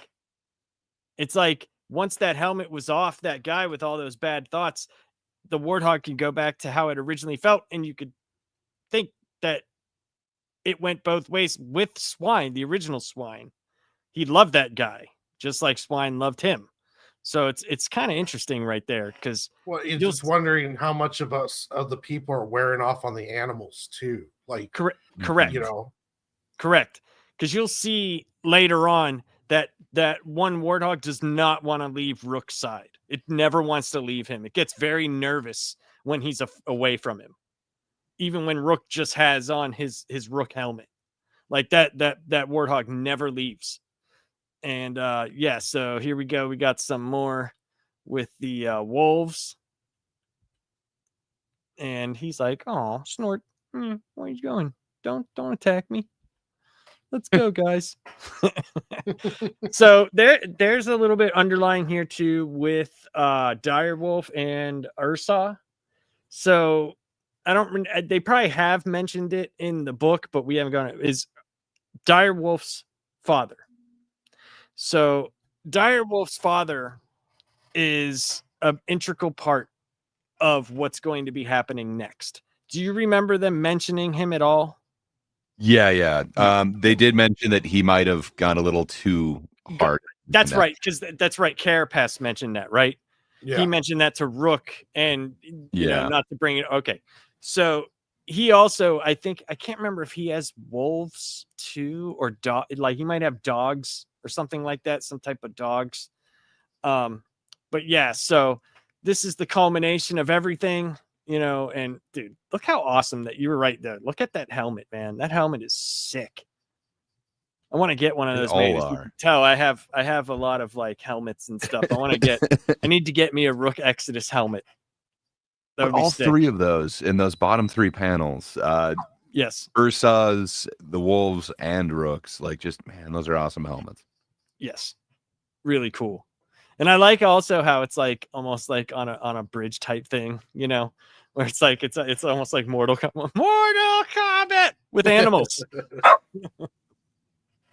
You got to have wolves, bears, and crows all on a bridge. You know, that's where the fight should take place.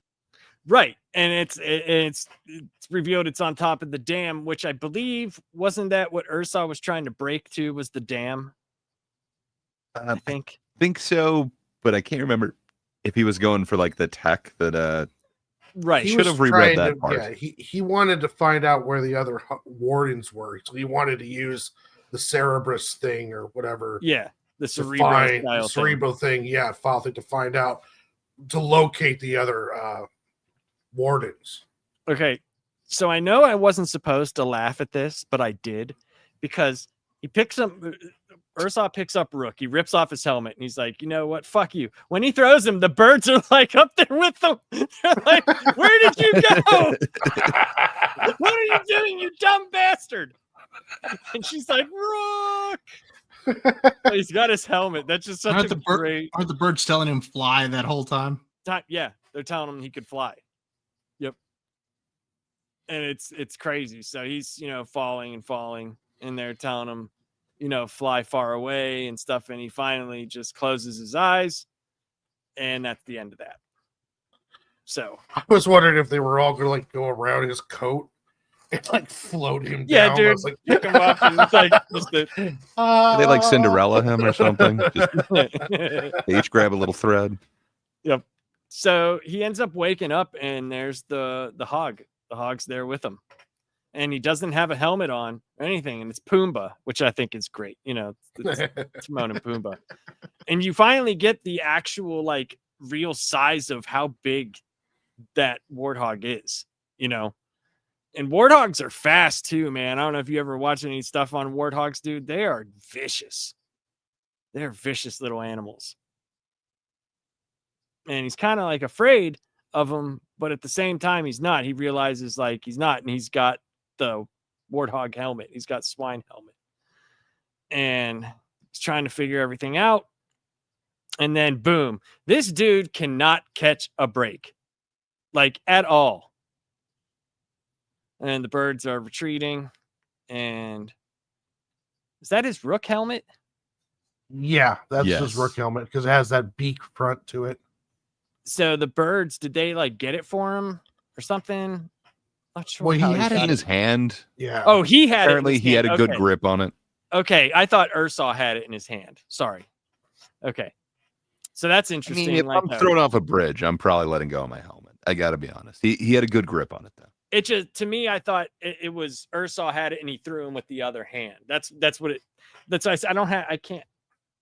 If I put on my glasses, it's hard for me to see it. Well, I love this picture too. The slight blurring on it, and then the just the way that they're even doing the text just seems so much like just connection established. Okay, it doesn't seem like it's necessarily important information, but man, with it being almost typewritten and then in that color, it's just coming off so feedback from a device type deal. I dig the choices.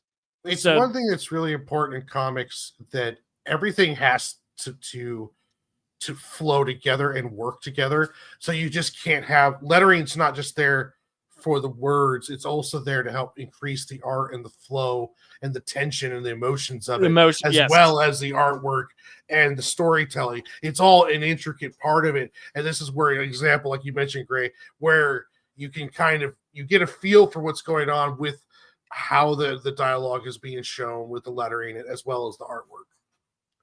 So this is a very important part. We kind of touched on this. He's yelling at the birds. He's like, no, come back. He's like, you got to show me the way out. He's like, the fire. And that's when he has the flashback to where the birds, he's like, get off me. This is how he hates the birds. Like, just get the fuck off me. Fuck off, and he has his Jesus moment here. And the fire, some might say he was reborn in that moment. There you go. Yeah. There you go. See, he's getting off. He's come down and he's in his memories here, and he sees Pumbaa. It's I just love this whole thing, dude, because he sees his dad with the gasoline, and it's oh shit, what oh you man, doing, Paul? Yeah, why'd you do that? Why I can talk to birds now, Paul. Do you see this big giant pig, Pa? His name's Boomba. Realization, yes, the actual going back to the backstory, but you get to see it like a new realization through this new experience of this old memory. Just man, I dig it. It seems like it's weaved in there very fluidly and kind of flawlessly. But then again, I dig a lot of those like I don't know what you want to call them, like crime noir ones where either somebody gets drugged or they get hit over the head, and then you get like this awesome kind of trippy scene. Man, I'm here for it. I think it's a great way to kind of shove some of the backstory in there, and that revelation of his father actually pouring the gasoline. Just man, I dig it.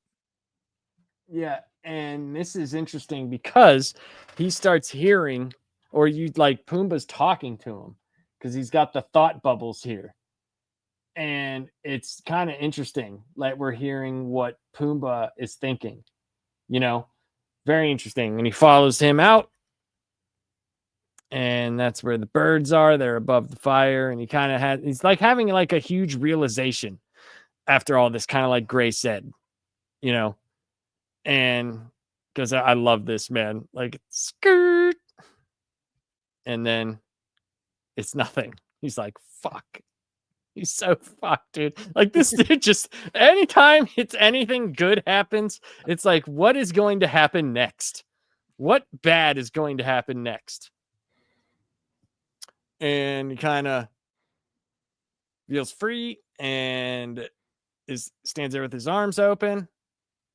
And Pumbaa's there with him, and he's having the whole thing like with his dad and what he saw. And his dad was telling the pigs to get out and stuff. And he's like, run. It's so cool how this whole thing is mirroring what happened to him. His getting over it is happening now, but like what had happened to him before is like, with the pigs and the fire and everything like that. It's pretty crazy, man. It's very good storytelling. And he finally starts hearing the birds for the first time, like really hearing with them. And he hears, Pumbaa's telling him fly with them. And he goes off there and has his Batman moment. But that last panel from the last one where he's just like literally just taking a step up. Like he's not really having a Batman moment there. It's just, I dig it. It's this is his Batman moment. It's right a here. leap of faith, really. This moment. For sure. That's what I was meaning. But yeah, he's taking the leap of faith. I just dig that one last panel where it's not quite there, but as Warren is pointing out, it's that leap of faith. But he's not full on Batmaning. It's all right. I'll walk off the cliff here. Yep. And there he goes. He becomes a man crow. And he's like really hearing the birds. And it's like, shit, I'm still in the fire. When I was reading this, I thought I was into it. I was like, oh shit, did the fall give him the ability to hear all of the animals' voices now? And then the part where he jumps off, and I was like, oh, this is so cool. And then no, it's all just part in his head due to his trauma and repressed emotions. Like, okay, well, all right. Yeah. I mean, it's still it's still very well done as like, it's almost like, how like kind of in the animated Lion King, whenever he sees his dad in the sky, it's almost kind of like that, to where Pumbaa took him through his most traumatic moment and he had no way to get out of the fire because the birds in his had left him. They were actually trying to show him the way out. He couldn't hear them that way. And it's like he just sees everything and then comes back to his senses and they're there. So it's like now he took that leap. Now he's ready. He's actually ready to be Rook. Yeah, it's the warden he's supposed to be. It's a beautiful section. We're showing him coming to terms with what happened in the past, and then also accepting his role now. So yeah, it's a beautiful section. But I'm being honest. Like I was with you whenever, like, I thought the same thing. Oh, I was so excited. I was like, he can hear him. Like he's hearing his thoughts. Pumbaa's here forever now. Like Pumbaa is now a side character. This is awesome. Well, it would be cool if we got to hear more of his thoughts, but he totally is like going forward, like his number 2. But then he's finally able to get some relief from this once he makes that realization. Hey, it starts to rain. Now the fire is letting up. He's got one good thing, and I like how if this is very symbolic, where the crow lands on Pumbaa's head. Yeah, and it's like he's got more than one, friend. So we get to the last chapter 6, and there's all this stuff going down with all these other people, and they're making their way towards what's his name, Ursaw's little rolling base there, and then boom, here they come. Here come our heroes. Here's Rook and the birds, and he is ready to have his face off with Ursa, which I think is great. And there she is. I also get like some awesome Mad Max vibes in this. Just totally, they're pulling from everything that I'd love and just kind of tastefully putting it together. Yes, and I think, isn't this where he's trying to figure out where her dad is? I think so. And I believe that's the wolf that he's looking at there. Yeah. Isn't he connected to her father in a past? Yeah, something like something. Yeah. I think it's something like that. But I totally forgot his name. He's the Bloodhound. He was the other dog. Yep. So then Rook is, making his way through the guys, and they're gonna have their big fight here. So, and this is Rook, who's fully accepted who he is and ready to kick ass. Yes. But there's and two I love giant this bears right behind here. him. And there's 2 giant bears behind him. He's like, yeah, well, and look how, dude, like you said, Doom meets fucking every post-apocalyptic awesomeness that we like, all in one page. There's also like Warhammer in there. Like that's so close to everything from that. There's just, man, so many awesome influences and done tastefully. Yep. And we're having the fight. And look how big Ursa is, dude. Jesus. Basically manhandles him. He's fucking huge. He's like a Street Fighter character come to life. And he's got the helmets off, but he still has, the birds are still with him, which is cool, I think. Yeah. And that's where the birds are just like, fuck you, bears. They're just done with it. They've had enough. Go ahead. For everything else growing on this planet, how come the crows aren't like huge? They seem average crow size. Yeah, all the animals should be rideable size. That would make this indeed. Like at least one crow. It's just. Have we met Master Crow yet, though? Who knows? I don't think so. Might have to visit maybe. like the crow's nest. Might have to visit it. I don't know. So we met this guy who seems to be the leader of the crows, and he seems to be down for the cause. Yeah, he names him, and he finally fully embraced everything. And so I thought this was kind of neat, like how it was raining and everything's happening here, and he's looking at him and he's like, it's basically like it's a new day, and then boof. That's a perfect. Named him Poe. Yeah. Yep. They called him Cameron Crow. Like, there's a bunch of crow names you can go with anyone. He's just gonna call Russell him Crowe. Yeah, he's gonna have Russell and Russell. But this is like a perfect panel right here. Just the devastation around. And the birds in the background and the light coming through, the sunlight. And then there's dead Ursa.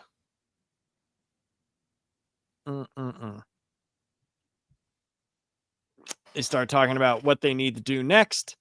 And this is where they start actually talking about the world engine and stuff like that, and going out and basically Direwolf and Rook are going to have to go out and find other other wardens. And the end is where we see her father, because they're talking about her father, because they're talking about the world engine. He's the only person who can get the world engine back online. And it's really cool because he's the one who actually let or maybe not let, but the other side took over. He's completely taken over by the dogs, and that is him. You can see like his fingernails are all overgrown. He's all hunched over. He's wearing fur. And yeah, and that was to be continued in the next volume of Rook Exodus. So I'm wondering, is he fully taken over, or is he evolved into something new? Like, that's what I'm wondering in the future of this. Is like, is he actually like Beast, or is he something new where he has a different level of attunement with them, on those lines? Well, you can find out if you go to the Lapsed Comic Fan Discord and go to comic section. 7 and 8 are uploaded into there. So I'm going there right now. If you want to read them, you can read them. They're in PDF form. You could just left click on them or on your phone, turn it sideways, but yeah. So overall, man, we'll go opposite way now. Warren, what's your overall thoughts on this? Did you enjoy this? Was it a fun read?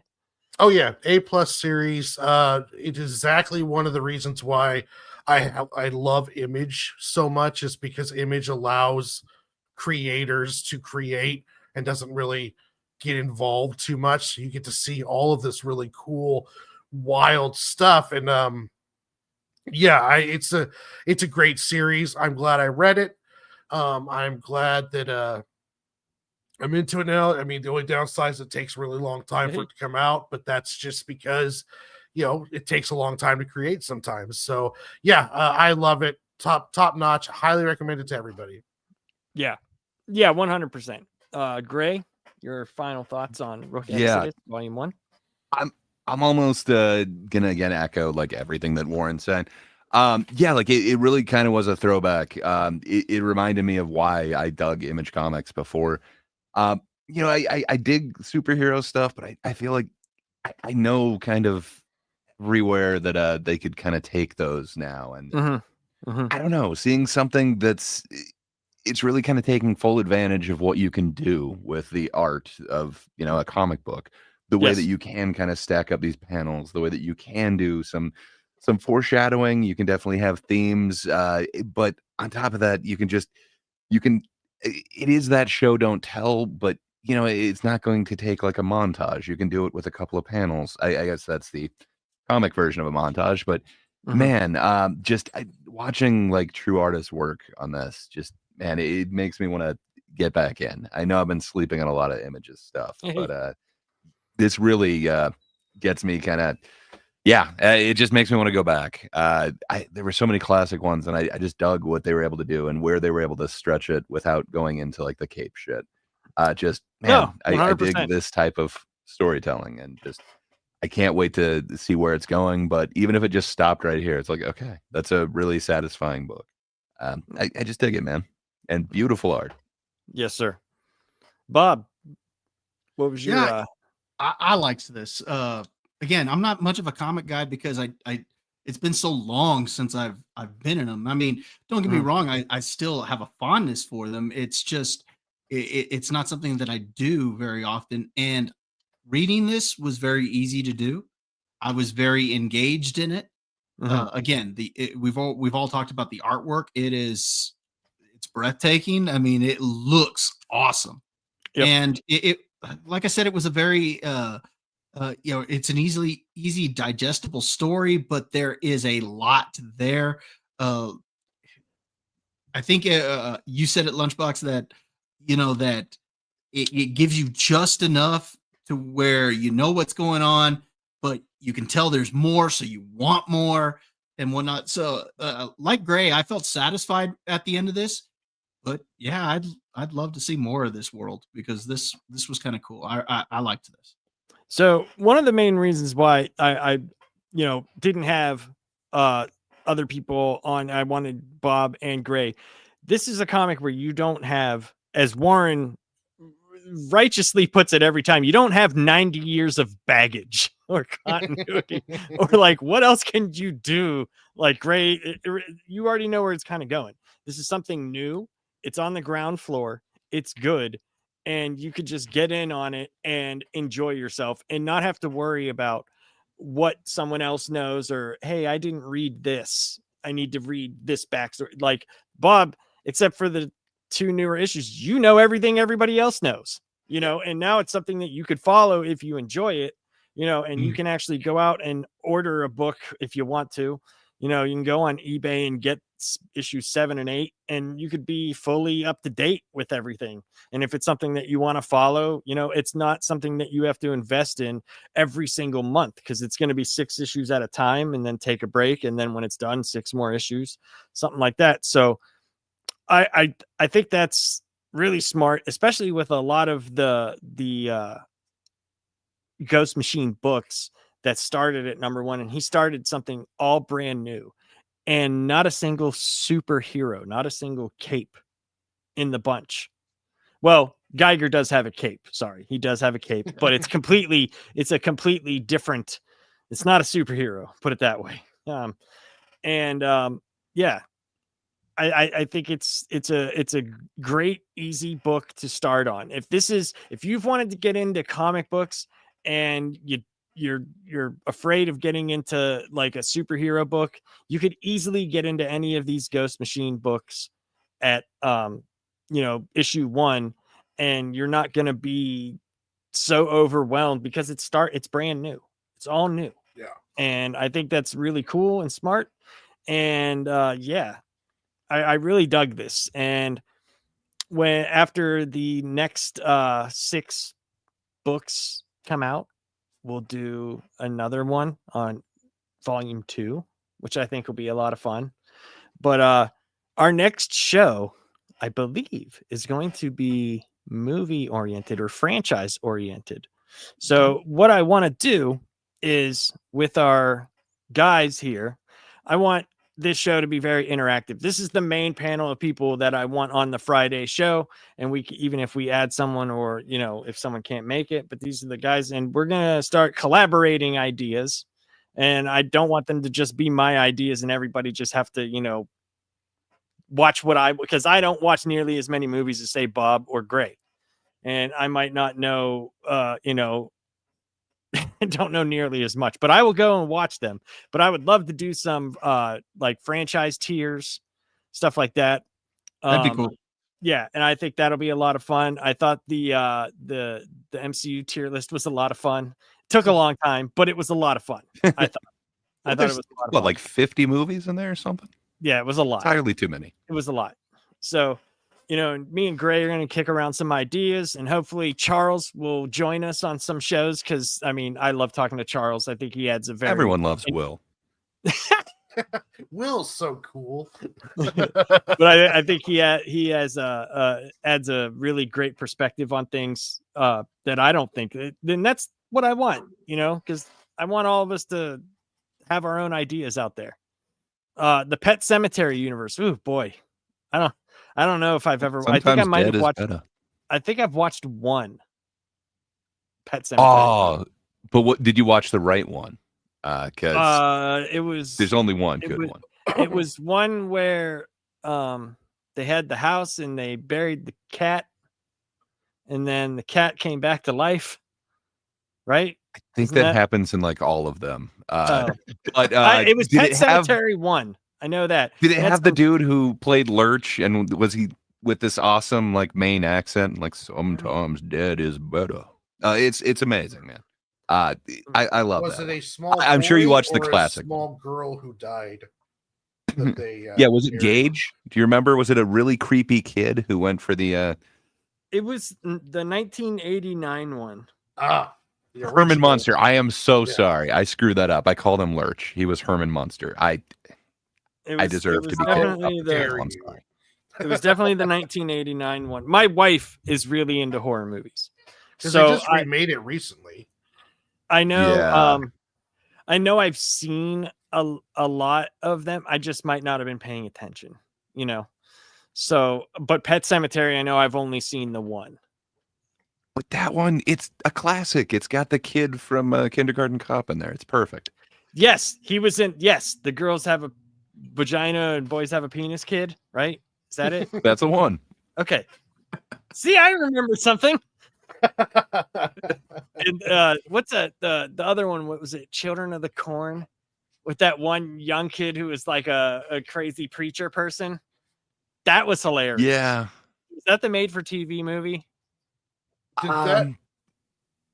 There's various versions of that one. Was that the one with Christopher Reeves? No, I'm thinking of someone else.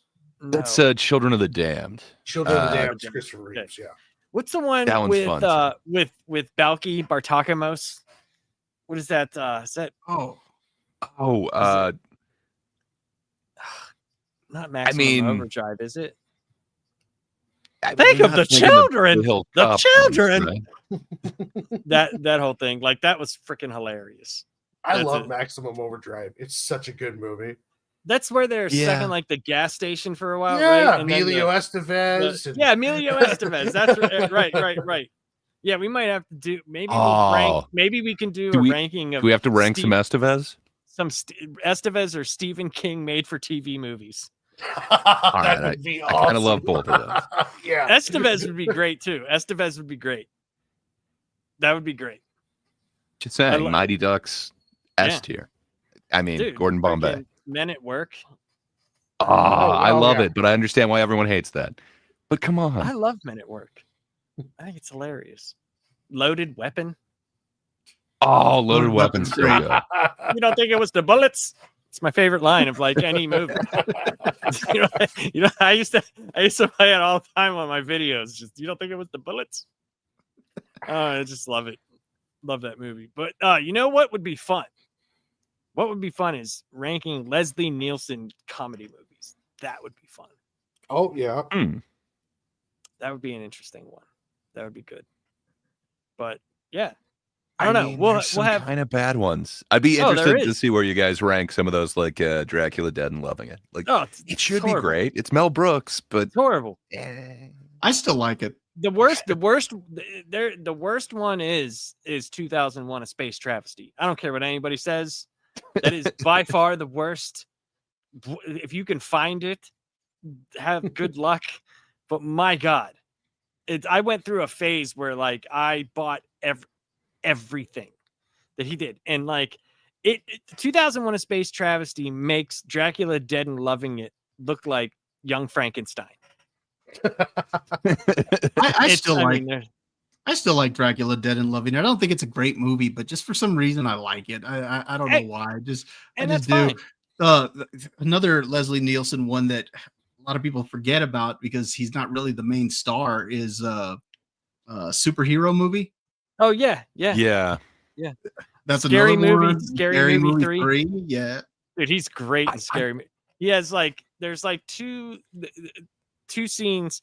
My favorite Leslie Nielsen movie is Wrongfully Accused. I think Wrongfully. I was gonna say, what about like Spy Hard and Wrongfully Accused and like those weird ones? The first 45 minutes of Wrongfully Accused, I think, is comedic gold. I think it's fucking perfect. Kind of falls apart after that, but the fucking speech about aliens in Scary Movie 3, when he talks about how like there was a mix up in the kitchen and they shoved stuffing up its ass and they ate it for the presidential Thanksgiving dinner, and he's like, and that's the last we ever saw of it. Then he stops and then he goes, scratch that. There were sandwiches the next day. It just gets me every time. I don't know why. I have no idea why, but it's just he plays it straight so amazingly. Just man, that dude was so skilled. I wait a minute here. This it makes Pet Sematary 2 look like Pet Sematary Bloodlines. What? Is there a movie called Pet Sematary Bloodlines? It's the newest one. That's the latest trend. You bring a horror franchise back and then call it Bloodlines. We just got that earlier with no, I'm forgetting it. Final Destination Bloodlines. Yeah. Okay. Yeah. You're right. I did. But it's a trend. Like, I don't know why everyone's doing that. Stop throwing Bloodlines in there. They also did it with Pinhead, whatever that one's called. I'm blanking right now. Oh, Hellraiser. Hellraiser. Hellraiser. Was that one Bloodline also? I believe so. We'll have I happened to skip that one, but I believe it was Bloodlines. They should do that with all movies, like Downtown Abbey Bloodlines, like friggin' just everything. Milo and Otis Bloodlines. So what I'm going to do is I'm going to create a Google document, and I'm going to give us all access to it. And we'll put a bunch of ideas in there, and then we'll like on a Monday or something, so we'll know what we're doing on Fridays, so we'll have time, and then we can also say at the end of each show like what's coming up next week. So deal. Everybody will know what we're doing, and it'll be fun. And I think we'll have a good time doing that. He says, 15 franchises lean on the Bloodlines or Resurrection. Yes, Resurrection for sure. Oh, yeah, Alien Resurrection was pretty good though. For sure. Did you ever see Resurrection? Yes. Yeah. No. Yeah. Yeah, it's about Jesus. Oh. Yeah. Nice. But it's actually called Resurrection. I believe so. It's like Resurrection ! Resurrection. I could be wrong, but there's like a no stigmata. Jesus TV movie or TV thing. Yeah, I saw it. I might still have the videotape of it. I know Mel Gibson's working on a sequel to The Passion of the Christ called Resurrection. Yes. We were talking about that for a while. Yeah. It's supposed to be like 2 parts. Yeah, two-part movie. Yeah, my understanding is they're supposed to release one of it like one of them around the Easter time, and then the other one like 40 days later or something like that. Yeah, it's not going to be very long. Of course, it would be 40 days later. I mean, I mean, he did that, on purpose. On purpose, that's fantastic, though. That's fantastic. What I'm curious to see, once one of them closes, you could release it 3 days later. Either way, the 40 days kind of works. Well, what I'm curious to see is because that movie's coming out around the same time that The Chosen is releasing a film specifically on the crucifixion of Jesus. That's supposed to come out like earlier in the month. I don't know if y'all are familiar with The Chosen, but that's a pretty big show. And their season 6, they're actually doing the resurrection in a movie format. And that's going to be released I've only seen around Easter that same year. So I'm interested to see when you're having 2 films come out around the same material. Now, granted, Mel Gibson already did, the Passion of the Christ with the crucifixion. So this is going to be a little bit different material, but I'm wondering if one will cannibalize the other. Well, I think it, like we've talked about with the Passion thing, I think it's supposed to be like him and well, as the Bible says, when he went to hell, as what it was to him, as what it looked like to Jesus. So, and I know that in the Bible it talks about when he was being raised from the dead, a lot of other people came back to life, like just random people. So, and he was bringing souls out of what we call it, limbo, I guess, because Satan wanted the souls and he was bringing a bunch of souls out. So it could be, very interesting. It could be just very interesting. Yeah. You're saying you think it will be a Jesus zombie flick? I'm down. Oh, I hope so. I hope so. I know I saw one report where Mel Gibson said they're using AI for their special effects. So it'll be interesting to see if that affects the overall. Like, is it going to cause people going to reject the film or cause controversy? Let alone the fact that he's doing a Christ film about him going to hell and the resurrection. It's going to be interesting to see how it does, because the first movie did insanely well, and we are on a Christian uprising right now. House of David. There's a whole bunch of stuff. In the entertainment area. Good. I like House of David. I just did a review of that over on my channel. The season 2 was pretty good. I'll tell you what, some of the battle sequences in there, I would put up against any big budget production. I was surprised how good it was. I didn't see season 2 because it was on the Wonder thing. The Wonder. Yeah, I purchased the Wonder Project just to see it. Well, that's. But I think the rest of it's done? The rest of it's supposed to show up on Amazon. The rest on regular Prime. At a later date. I just don't know when it's going to be. I wanted to wait till it was done because they have it like a 7-day free trial. Because my mother, it's done. Okay, so my mother, she loves watching that stuff because obviously. So we watched House of David season 1. I was surprised at how fast it came back. Like to turn over, because it was high quality. It wasn't like like public broadcasting presents. You know what I mean? It was very high quality. So I mean, that'll be interesting to see. I liked season 1. I thought it was done really well. If you like season 1, I'm curious to what you think about a lot of the battle sequences in season 2. Because some of these, like I said, I would put up against any big budget production. And one of the story of David is very interesting. Yeah, one of the things that I liked about season 2 is that it focuses on an area of David's life that doesn't get touched on, and that's his journey from shepherd to warrior, basically. Right. And so I thought that was cool. So in the Bible, what had happened was he led a bunch of armies for Saul, and then once Saul had like figured out that he was the one that was supposed to take over, he made him do a whole bunch of like feats because he wanted to marry his daughter. So then it was like, you have to kill 100 men by yourself. And he came back with a giant duffel bag full of heads and like a whole bunch of like crazy things until he had to like basically, say, okay, I get it. And then what happens with David and Saul is very interesting. Like how that whole succession of king come down, because David was God's chosen, and then David does some really messed up stuff, man. He does some really, like, he sends his best friend out to war and sleeps with his wife and gets her pregnant, and then fucking's like, oh, you have to hurry up and sleep with your wife, and he's like, I cannot sleep with my wife while I'm at war for you, king. He's like, God damn it, sleep with your goddamn wife, just do it. Shiva though, and then God. And then he won't do it, so he has him killed. And it's like, God damn it, dude. You were like in God's favor. How dare you? How dare you? And then you get weird punishment for that, oddly. But good times. Yeah. I mean, at least they're not doing the story of Job, Good Lord. The Job story. Jesus. Like, good God, man. Walter brings up a duffel bag full of heads. Yes. 8 heads in a duffel bag. Good movie. It actually wasn't heads. It was foreskins. I thought it was heads. I mean, no, it was foreskins. I like to think that it's Joe Pesci with a bag full of, that's heads. even worse. But that's even worse. I don't want a sack full of foreskins, but a duffel bag full of heads,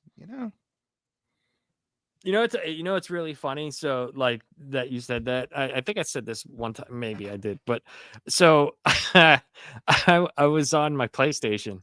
And they always have like advertisements for games and stuff. Mm-hmm. There was an advertisement that was for Fortnite, and it says special fantastic foreskins. But the way it was written, it was like fantastic, but then foreskins. I was like, I wonder. Wait a minute. Are they stretchy? Like, do they have the superpowers or? Imagine like you had to do that and you're like, I killed this guy.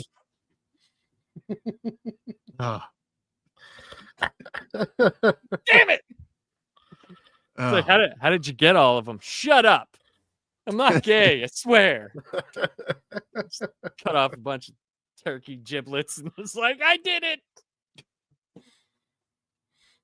Well, I guess that's as good a place as any to end the show, right? I don't know how you top fantastic foreskins. I don't know either. That's just, that's a good one. And good night. Yeah, we don't top that one.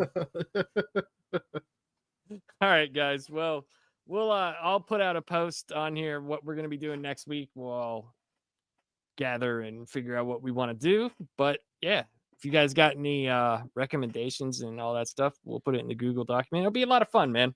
We're going to have more fun here every week like we always do. And I think this will be a good time. So, Bob, where can everybody catch you and what do you got going on this week? You can find me over on my channel at Bob Loves Movies. Also, you can also find me on Dad's Turn to Talk channel. But the main show is now actually live streamed on my channel. We're doing the live stream there, and then we're posting clips of the live stream over on the Dad's Turn to Talk channel. Cool. But yeah, cool. So but we're actually doing the live stream over on at Bob Loves Movies. This week we're actually going to be talking, like I said earlier in the show, planes, trains, and automobiles. It's going to be a Thanksgiving themed episode, so it should be a lot of fun. And then, of course, you can find me here on Fridays and on the MSK show on Mondays. What was that last part, Paul? The MSK show. You can find me over on the MSK show on Mondays. So, yeah. So, Gray. Yeah. So I've recently taken a slight step back from the MSK. So I still will be on there, but I've at least halved my normal rotation to go ahead and work on some of my own content. I just feel a lot of internet criticism has gotten it wrong, and man, it's just going into this whole beating on each other, just parroting the same things, and it feels like people are not actually watching it. So I would like to make some content on that. So in order to do that, I've taken a step back from one of the days on MSK's show. But future content on my channel soon. Hopefully collaborations with Charles and a few other people soon. But if you just can't get enough of me, there's also Thinkers every Thursday on That Darn Kidda's channel. That's about all I got going on. What about you, Warren? What day are you missing on that one on MSK? Sadly, Wednesdays. Okay. I'm sorry, man. You're gonna leave me alone, man. Don't leave me alone. No. Well, I mean, you can always take a step back. You know, that is an option. On YouTube at Lunchbox Comics. Later tonight, you can find me questioning my life decisions on MSK's show with Full Metal Nate, MSK, and whoever else in his barrel of friends he wants to bring in. Saturday, I will be doing some artwork and drawing on my YouTube channel. Monday, I should be going back to gaming. I'm working on getting issue 4 done, so some of this stuff is just like it's either stream or do 10, 12 pages. I have 76 to get lettered, so everything's kind of tentative right now because I might just hammer that out and get it done. But I do plan to go live tomorrow and doing some art on my YouTube channel. It'll be at 8 o'clock at night, Pacific Standard Western Coast time, and then you can find me sadly alone on Wednesdays on the MSK show with by myself now. And Tuesdays I will be drawing also on my YouTube channel. Mostly I'm going to start drawing from my drawing table, drawing actual fan art and some physical medium, 11 by 17, and also a 7 by 10 comic book backing board. The boards that come in the sleeves. Yeah. Mm-hmm. I like to draw on those and frame them up. So I'll be doing some stuff on that, and also some 11 by 17 Bristol boards, getting my inventory built back up with some fan art and stuff along those lines for shows next year. So that'll be some of the stuff I'll be doing when I do live stream art on Saturdays and Tuesdays.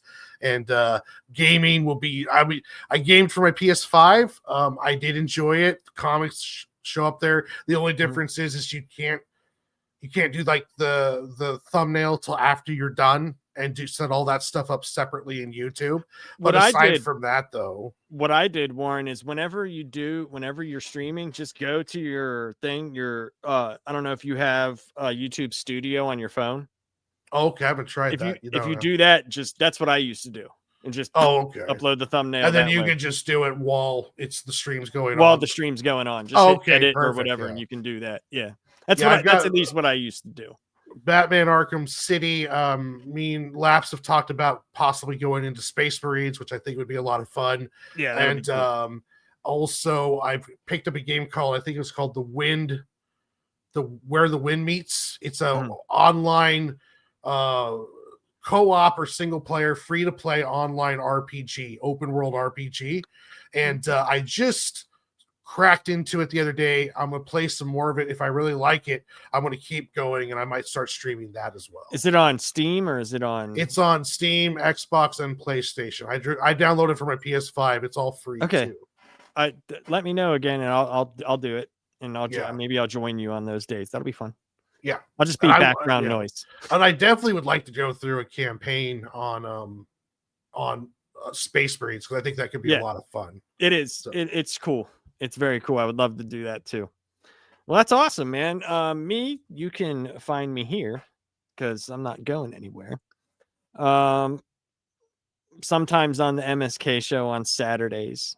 It just depends on if he read the book that week, or honestly, half the time, like it's late for me, so I'm like half asleep sometimes, because Saturday's like a very lazy day. I'm not really doing anything, so I usually just fall asleep on the couch. So there's that. But I have been working on, it's been hard since I screwed up my knee here, because I can only like turn this way and this way, can't really stand up or do anything. I've been working on a fighting fandom for why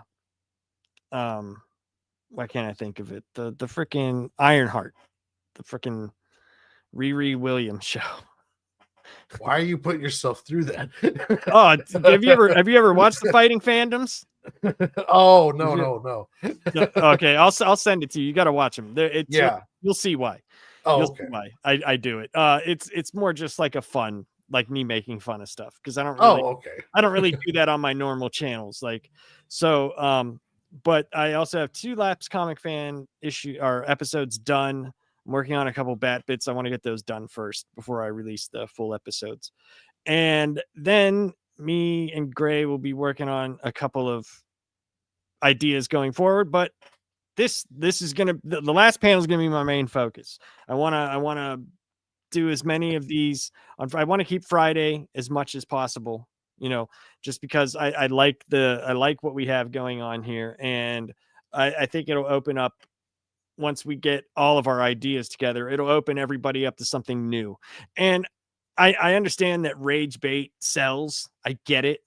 But I want to be the opposite of that. I want to talk about stuff that I like, because I couldn't imagine like literally watching shit that you hate constantly, knowing you're going to hate it, and then go, I want to talk to 17 other people about what we hate. It's like, good Lord, dude.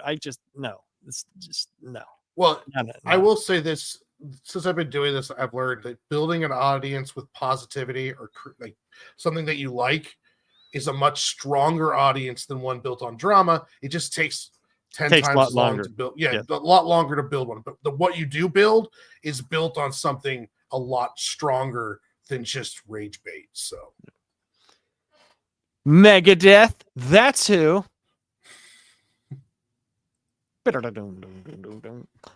yeah, so that's what I'm going to be doing from here on out, and reading. I read comics every day, and I'm working on a big video idea, and it's something different than I've ever done before, and I think it'll be cool. I'm not going to give any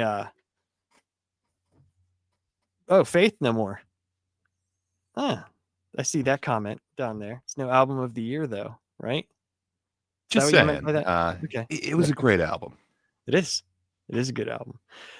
We might do some more music stuff too, but I think the next big thing that me and Gray are gonna do is we're gonna talk about some comedians, which will be a lot of fun, I think, on a different night. But yeah, we'll get some new stuff up, and we'll have a lot of fun. And thank you guys as always.